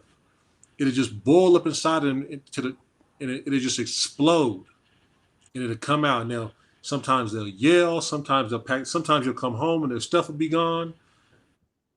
Sometimes they'll just go out there and get to acting crazy and do something that'll force the separation, or to force them. They'll do something that's so outlandish, it'll force it to end right there on the spot. You won't have to do anything. They will do it. Once they make that decision that they don't want to live up to the information, it says, for a person who has had faith and put it away will cause ship to wreck. They'll wreck it themselves. It says that a woman will build her own home. And then it says she'll tear it down with her own two hands. You don't have to do anything. Matter of fact, it serves you best to only focus on continuing to be that man of character and principle, because even after she acts out, even after she blows up the situation. See, one of the things about me and myself personally, whenever a woman decides that she don't want to be with me no more, she can have everything we built together. Everything. Home, cars, everything in the house. She can have all of it. And I'll just go build some more. And 10 times out of 10, it's going to be bigger and it's going to be better, because that's what's inside of me. And it's not that I say, oh, well, I'm going to go show her. It's not even worth my time to say I'm going to go show her. I just aim to keep striving to do better in my life every single day. A better man today than I was yesterday, and a better man tomorrow than I am today. That is the goal right there. I'm constantly striving, and believe me, my work is cut out for me every day to surpass my uncle, That's right. this man department, in these principles. And I know that's what he gave me the information to do. And that's what I want my sons to do. I hope and pray that my sons will grow up and surpass me in every area and add something new to the information, add some pluses to the information, and then pass it on to their sons who are worthy. Because sometimes it's not your son or your nephew that's worthy. Sometimes it's a stranger. But as long as it gets passed on to somebody who is worthy, somebody who will care for it and value it and appreciate it, and pass it on to the next with care, with love and concern. See, that's what a lot of guys, especially in the game, get twisted right there. They think that the care and the love and the concern, the camaraderie is only between the men, but it's with your woman too. It's with your woman. Why would it not be with the person that's going through everything with you, that you're going through everything with all the struggles, all the ups, all the downs, all the tears, all the shit. I mean, you I didn't I didn't bury I didn't bury some people. I didn't bury moms, mine still living, but other women's mothers. I just sat there with them. When they was on hospice, I didn't buried aunts that I was close with and uncles I was close with and family members that I was close with. How could you not feel that way towards the individual that you're going through those things with? And they have been there and buried my grandfathers and uncles and aunts and cousins and the youngins of the past before me that shouldn't have. They've gone through all these things with me. And I will always have respect for other men, especially men that uphold this information, these principles, and even the ones that are just making a valiant effort to that are struggling with it. Hey, go ahead, get yourself together. You know, but the woman in your life, I read something not too long ago, and it said that the Most High blesses us according to how we deal with and treat the women. Because when you have that kind of power and you have that kind of authority, you see a lot of guys, they abuse it, and that abuse comes through that insecurity. When Eve ate the forbidden fruit and she turned to Adam and convinced him to take a bite, the Most High didn't come down when she took a bite of the forbidden fruit. He came down when Adam did. And Eve blamed the serpent. Eve told Adam, well, the serpent made me do it, but you got to try it. It's so good. Well, Adam did the same thing. He did the same thing. He said, God, the woman that you gave me made me do it. He tried to blame her and blame God. And then the first sin was committed. The first sin of man was committed right then. Not when the woman did it, when the man did it. So if he would have said, Lord, I'm wrong, not trying to tell on her, not trying to cushion his blow with her. If he just said, Lord, I did exactly what you told me not to do, and I'm ready to suffer whatever those consequences are as a man, who knows what would have happened. But one thing that I know for sure is that I'm not willing to go through what Adam went through. All right. Because I feel like somebody else should take some blame. I'm going to take the full brunt of all of it, mine and hers, and she'll be dealt with accordingly to however she stands in her life. That ain't got nothing to do with me. I'm just going to make sure I'm doing what I'm supposed to be doing. Period. And most guys, especially in the streets at any level, always want to find a way to blame a woman for something. It's her fault. She did this. She ain't doing that. She ain't taking care of business. She's messing up this. She's messing up the money. She's messing up my other women. See, when your main focus is your manhood, when your main focus is that king's throne, you're able to sit back and survey everything in your land. And so you can see and you can maneuver the way that you need to if you see a woman doing something that's going to jeopardize everything in your life or jeopardize other situations in your life. But that's the beautiful thing about men in the life. A lot of them are able to do that. If you hear some of these songs, you hear Rollo and Silky, they talk about a lot in their music. You know what I'm saying? And I think all those guys, I think they're about the same age as me. They talk about it in their music, and it's refreshing to know, no matter what they do for a living, that other men understand, that the other men know that you can't control nothing a woman does. It's not even your place to control a woman. It's not. When that happened between Adam and Eve, that was the beginning of the battle of the sexes. That said that women would always, from that point, to try to wrestle control from men, and men would seek to rule over women. And then later on, it goes to talk about how that this isn't the way it's supposed to be. You're supposed to fight against that.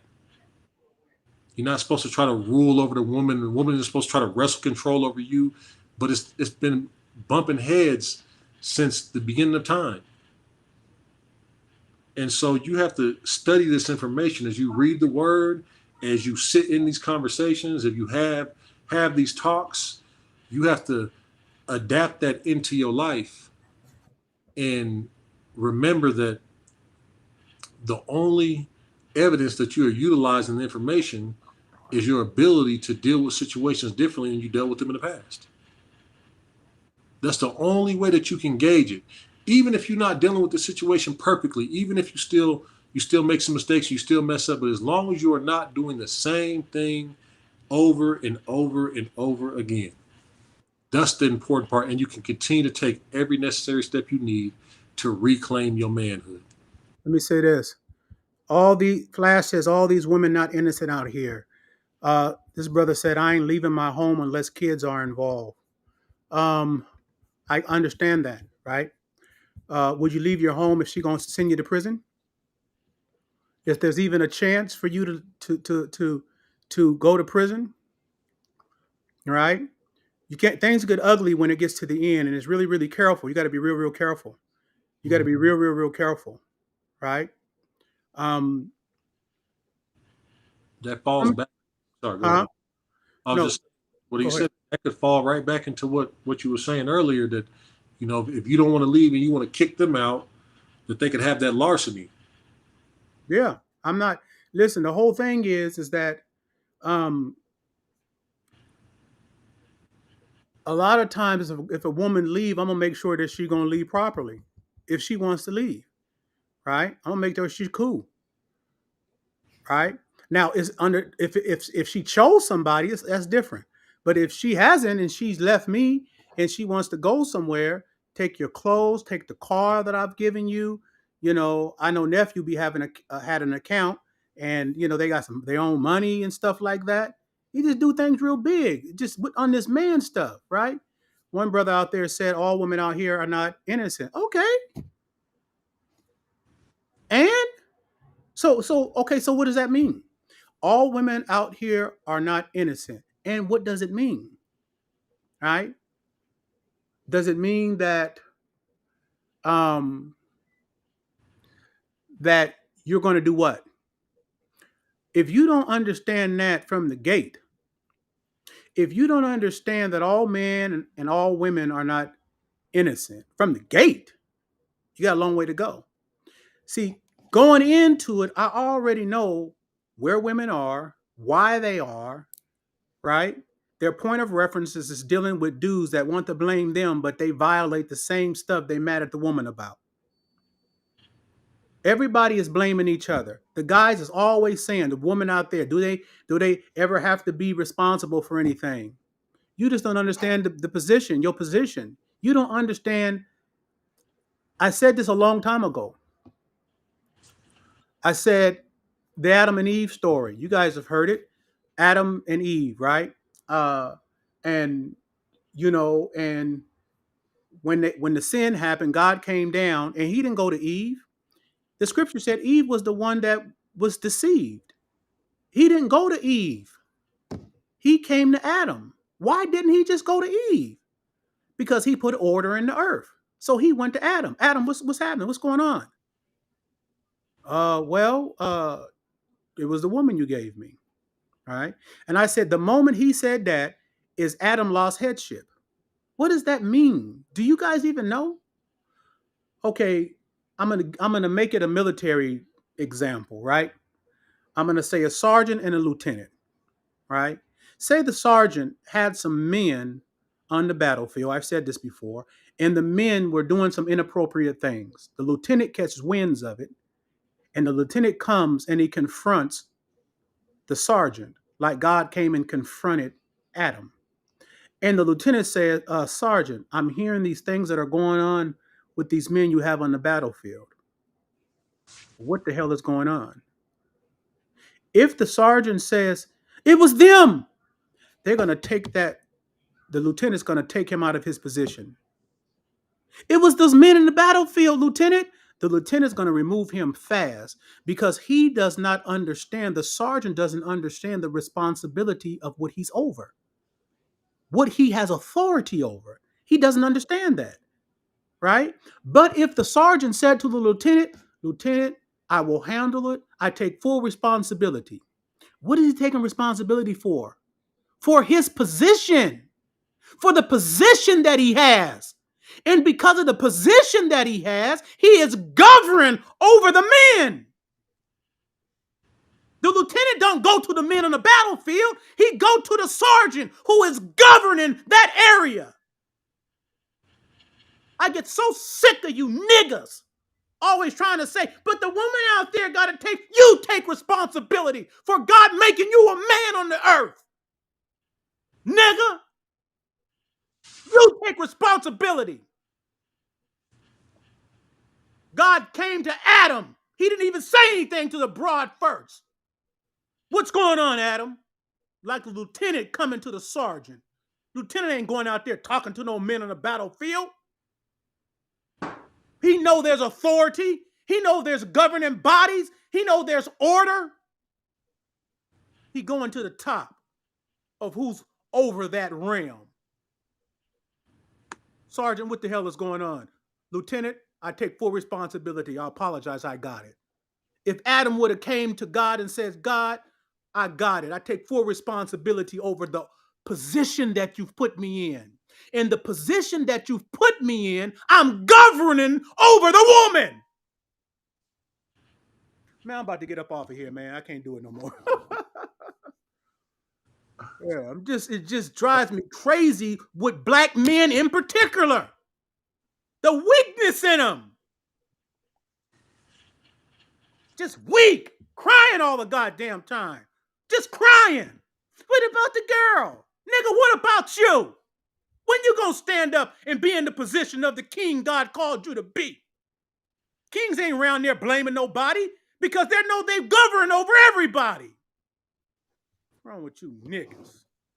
This ain't for you. That's why I have classes. I'm teaching the remnant.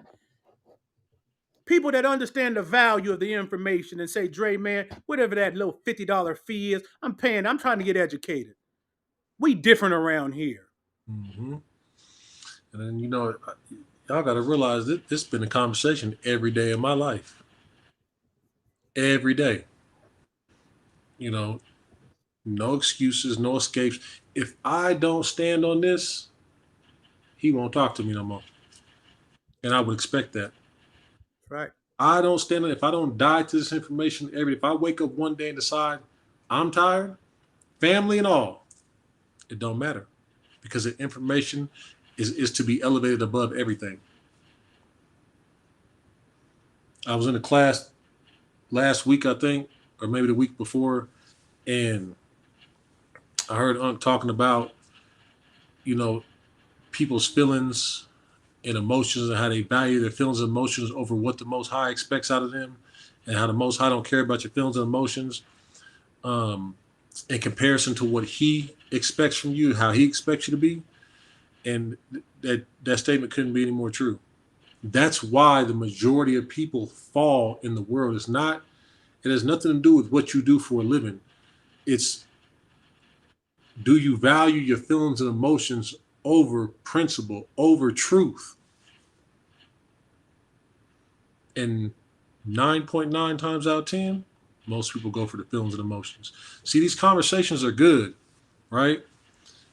But one thing you have to realize is that I know some of y'all get goosebumps because even to this day, I've been hearing this my whole life.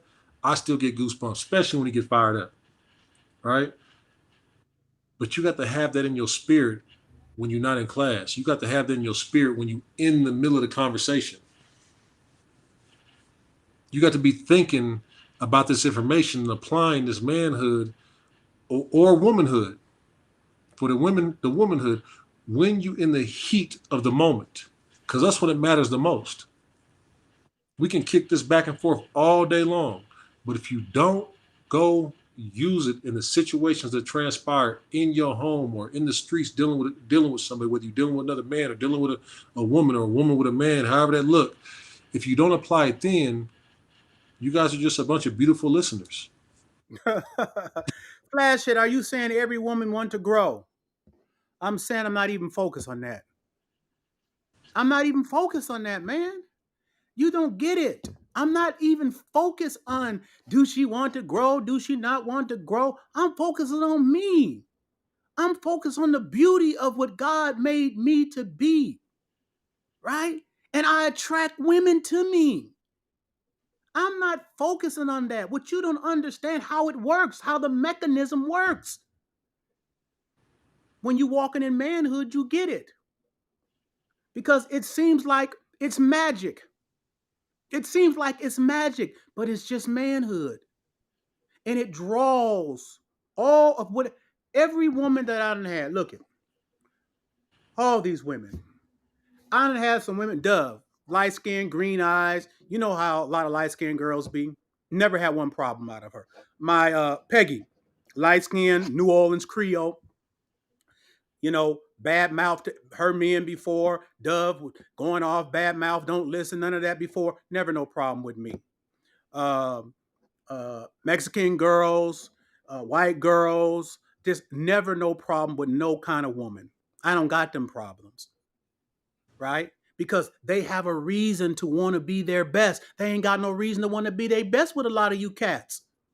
You ain't giving them no reason because they can't see value in you, right? So now it becomes a battle, right? Because now it ain't nothing special. Just like them celebrities that use money, right? Or use their celebrity. A girl want to do to be their best to be with them kind of guys. Mm-hmm. Do you see? They be their best. They be like, oh, you know, because they see value and opportunity. Every man in them is supposed to possess that without any money. It's just manhood. And once you find out how powerful manhood is, bigger than any money, bigger than it is the greatest influencer. Once you really understand it, it'll click in. But you can't understand it. You don't see it. You blind. You don't understand it. So you keep going back to her. You keep going back to the woman. I never do it. I'm focused on me. And because of me, right? She is influenced. I have the ability to influence, just like a woman being who she is has the ability to influence. Even the Bible says it. A man that don't got the information and a woman got the information, she's so powerful she can influence the man. How much more can a man influence his woman with the information? The scripture says that if the believing is with an unbelieving man, you don't have to depart. Because your conversation, which means conduct, your conduct, he will behold your conduct. And because he beholds your conduct, it can influence him. I'm talking real biblical principles here. How much more a man being in his rightful place can influence the woman? If the woman he says can influence a man that don't got the information, how much more me as a man with the information can influence any woman? That's what you don't get. That's why you keep talking about her. And every time you talk about her, you cede power to her, like nephew said earlier. You just giving her power because it's her. What about her? We got to hold her accountable, her responsibility. Because you ain't never had a woman want to break her damn back to be everything you want her to be. But every woman I've had has been like that, right? Every woman I've had. If I could just be up around a man like Dre. It's true. Elijah said, even had a girl tell me, no one made me feel like this. That's normal. Yeah. You walk in the information and see, it's not just women, because I know a lot of y'all got to realize as men, especially if you can appreciate the information, you've never heard another man make you feel as empowered with information as Unc be giving the information out. But so many of us have that, well, not me, but so many of these males these days have that female spirit inside of them that they be in denial about how powerful they be feeling about receiving information. Like they be feeling like a little female or something, like a little broad or something. And, you know, and that's the part you have to shake off. I've heard guys say, you know, flat out, and I just be looking at them, shaking my head, laughing. Oh man, uh, Dre don't know everything. Dre ain't God. He never proclaimed to be. Never did he ever proclaim to know everything. He just walking his man. And if that makes you feel insecure about something, you need to take a look in the mirror. You know what I'm saying? You need to take a look in the mirror.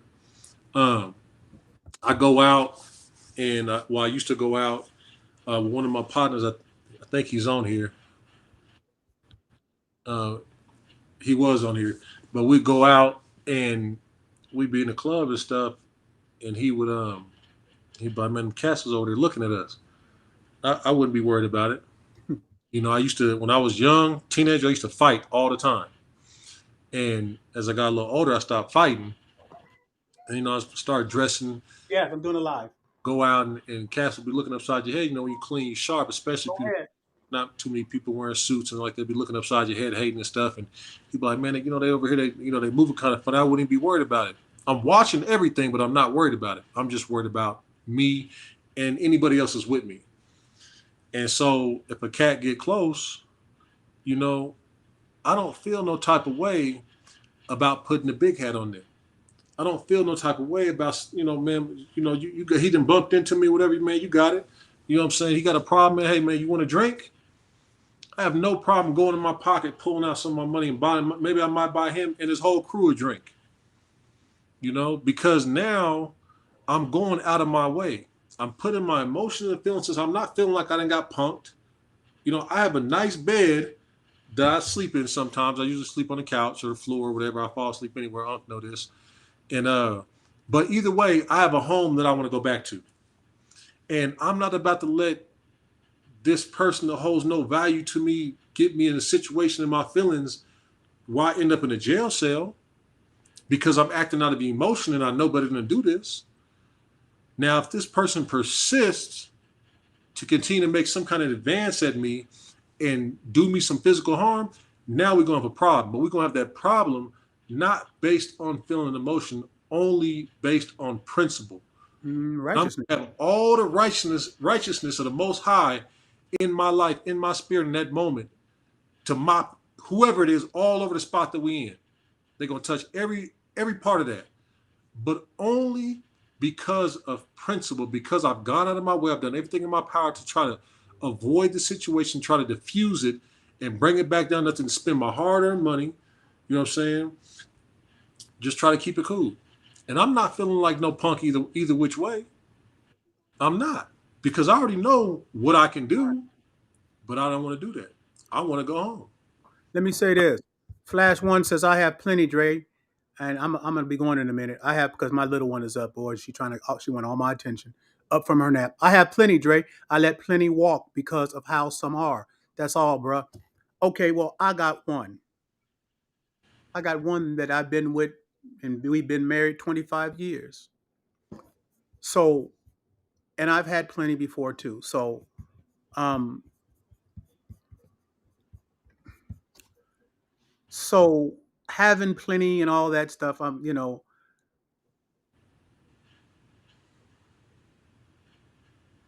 I hear so many people out there talking about what they're selling and their life don't reflect it. What I always express to the remnant is that be careful who you're listening to.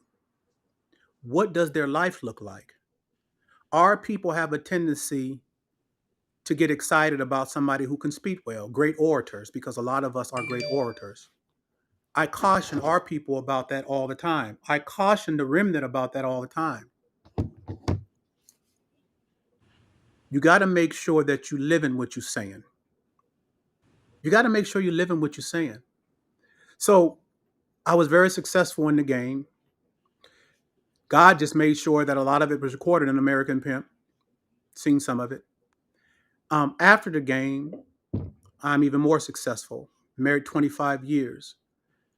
I've proven not only in the game, but when my brother was killed, I started doing politics and I lead this whole country in police accountability. I've been interviewed by the New Yorker. I've been on Fox News. President Trump, when he was president, called me because of my work. Um, Interviewed by the New Yorker, like I said, and many media outlets. And I'm saying all that to say this: that's the evidence of my information. Why somebody would pay $50, which is really cheap. Because I always tell, and I taught my nephew this, and I teach everybody, you can never repay the first favor, right? The information I'm giving you is worth zillions of dollars, right? But the reason I put a premium on it is because our people need to learn how to value information. We know how to value entertainment. We'll go spend $1,000 to go to a Super Bowl or more. We'll go to concerts. We'll buy clothes and all that. But when it comes down to somebody having something that can empower you in your own life, that you can empower your children and your family, you got a problem with $50. Well, you're not the kind of person I want as a part of the remnant because I'm only here for the remnant. If you have a miser's mind and you don't understand the value of what I share, you can keep it pushing because I don't consider the value of you being around. This is only for the remnant, right? So I'm just saying that people say a lot, I show a lot. People say a lot. People see my wife on here. People have heard my wife speak. You're hearing Dee speak. This is the evidence of the information. Dee is extremely successful, right? When I got out the joint, and he hates me saying it, you know, D Say made sure, yeah, that there was nothing that I had a need of. Nothing. Whatever it is that I needed, Dove and I, D was there for us. You see what I'm saying? So I'm saying he is very successful in his life. He hold got on. the information. Go ahead. None of that compares though to what my uncle has done for me in my life with this information. Whatever it is that he could ever need, that my aunt could ever need, could never ever measure up. Whatever I could do, I'm happy and blessed in myself to be able to do it.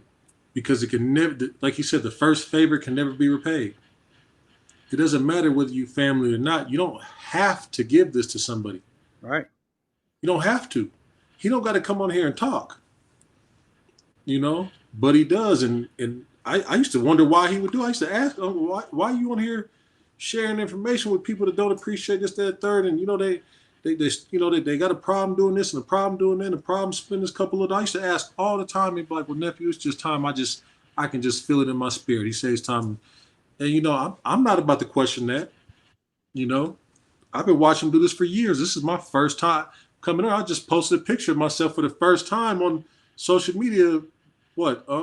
Maybe 60 days ago. Mm-hmm.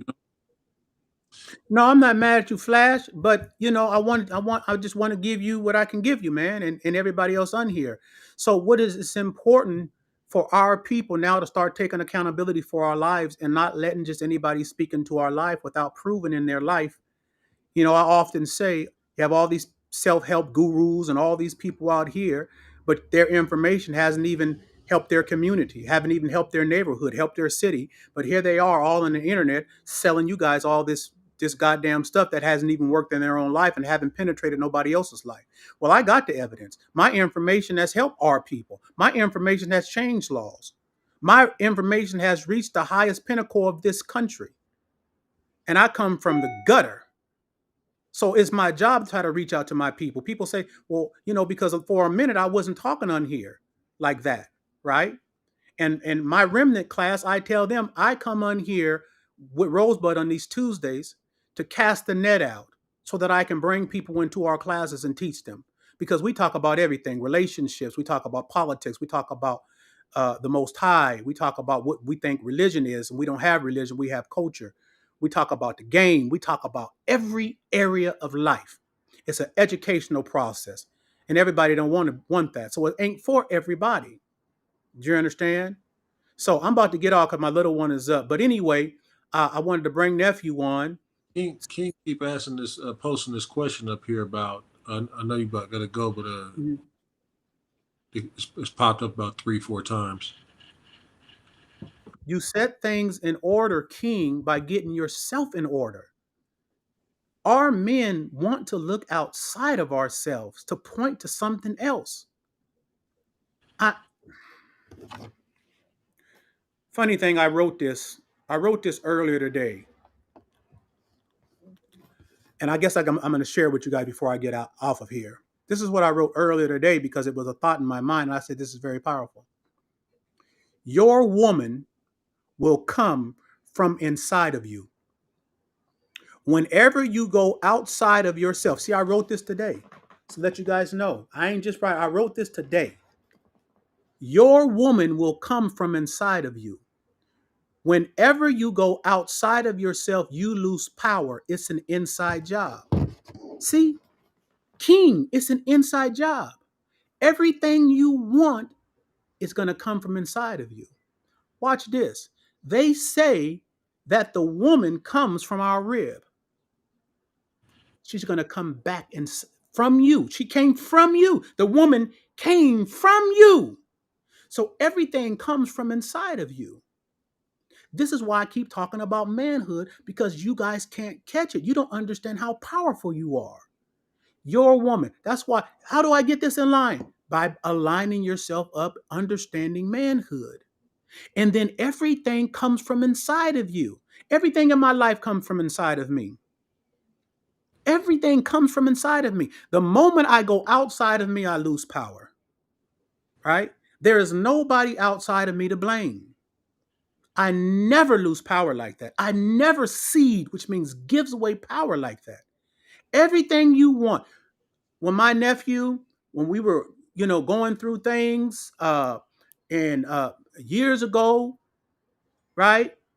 And I'm trying to tell him if he's having a situation, the first thing I'm saying, what are you doing in your life? He telling me something that's going on out in the world. I'm saying, what's going on in your life? What area have you not submitted to your life? Because I'm telling him and teaching him everything is coming from inside of you. So I can make him focus on his self, on his manhood. So it's not anything that's overlooked. Every day he wakes up, he's thinking about his disposition, who he is before the Most High.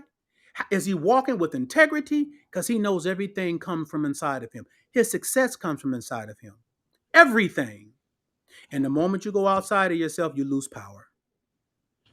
So, King and everybody else, everything comes from inside of you. Everything. And the reason why shit outside of you ain't right, because shit inside of you ain't right. Shit inside of you ain't right, but you don't want to take that personal accountability. You keep wanting to blame the men on the battlefield. You keep wanting to blame somebody else. And you just don't understand how powerful you are. A lot of times they be scared to check themselves and do what they need to do because it might mean them losing that woman that they don't want that's right there in front of them, and they y'all don't be willing to go through that. Sometimes you got to lose that woman in your life to find yourself, man, because you ain't been doing what you're supposed to be doing with her. I got a youngster I talk to all the time, and I know he in fear that I know he in fear of his woman leaving him as he makes the necessary changes in his life. And so it keeps him from reluctant to pressing in the areas he needs to press in. Because he don't want to be by himself. Don't nobody want to be by themselves. Don't nobody want to be in an uncomfortable situation. But as long as you have this information and you walking in it, you are never by yourself. The Most High is always with you. Now I know it feels good to have somebody physically right there next to you, I'll be there in a minute. right? But that will never compare to the Most High being with you in your life. It'll never compare. And you have got to find yourself enough. You got to look inside yourself enough to be comfortable with that. See, I enjoy spending a lot of time by myself. Sometimes I go to the movies by myself, even with people in my life. And sometimes I encourage people that's with me to go do things by themselves so they can understand that it's not me that you need to be dependent on. What? It's the information. No, you can't be in here. It's for grown people. You have I'll the be in a minute. information. You are fulfilled no matter where you at, whether you with somebody, whether you with an army, or if you're just by yourself in the middle of the desert somewhere. But most people don't value the information enough to understand that. They don't So value this. let me second that. No, this is not about pimping. If that's all you guys got, you guys, it is what it is, man. I remember when I got to go because my little one, she's up. So this last thing I'm gonna say, I remember when yeah. Um let me just say, man, I better not say this because this can go into a whole nother thing.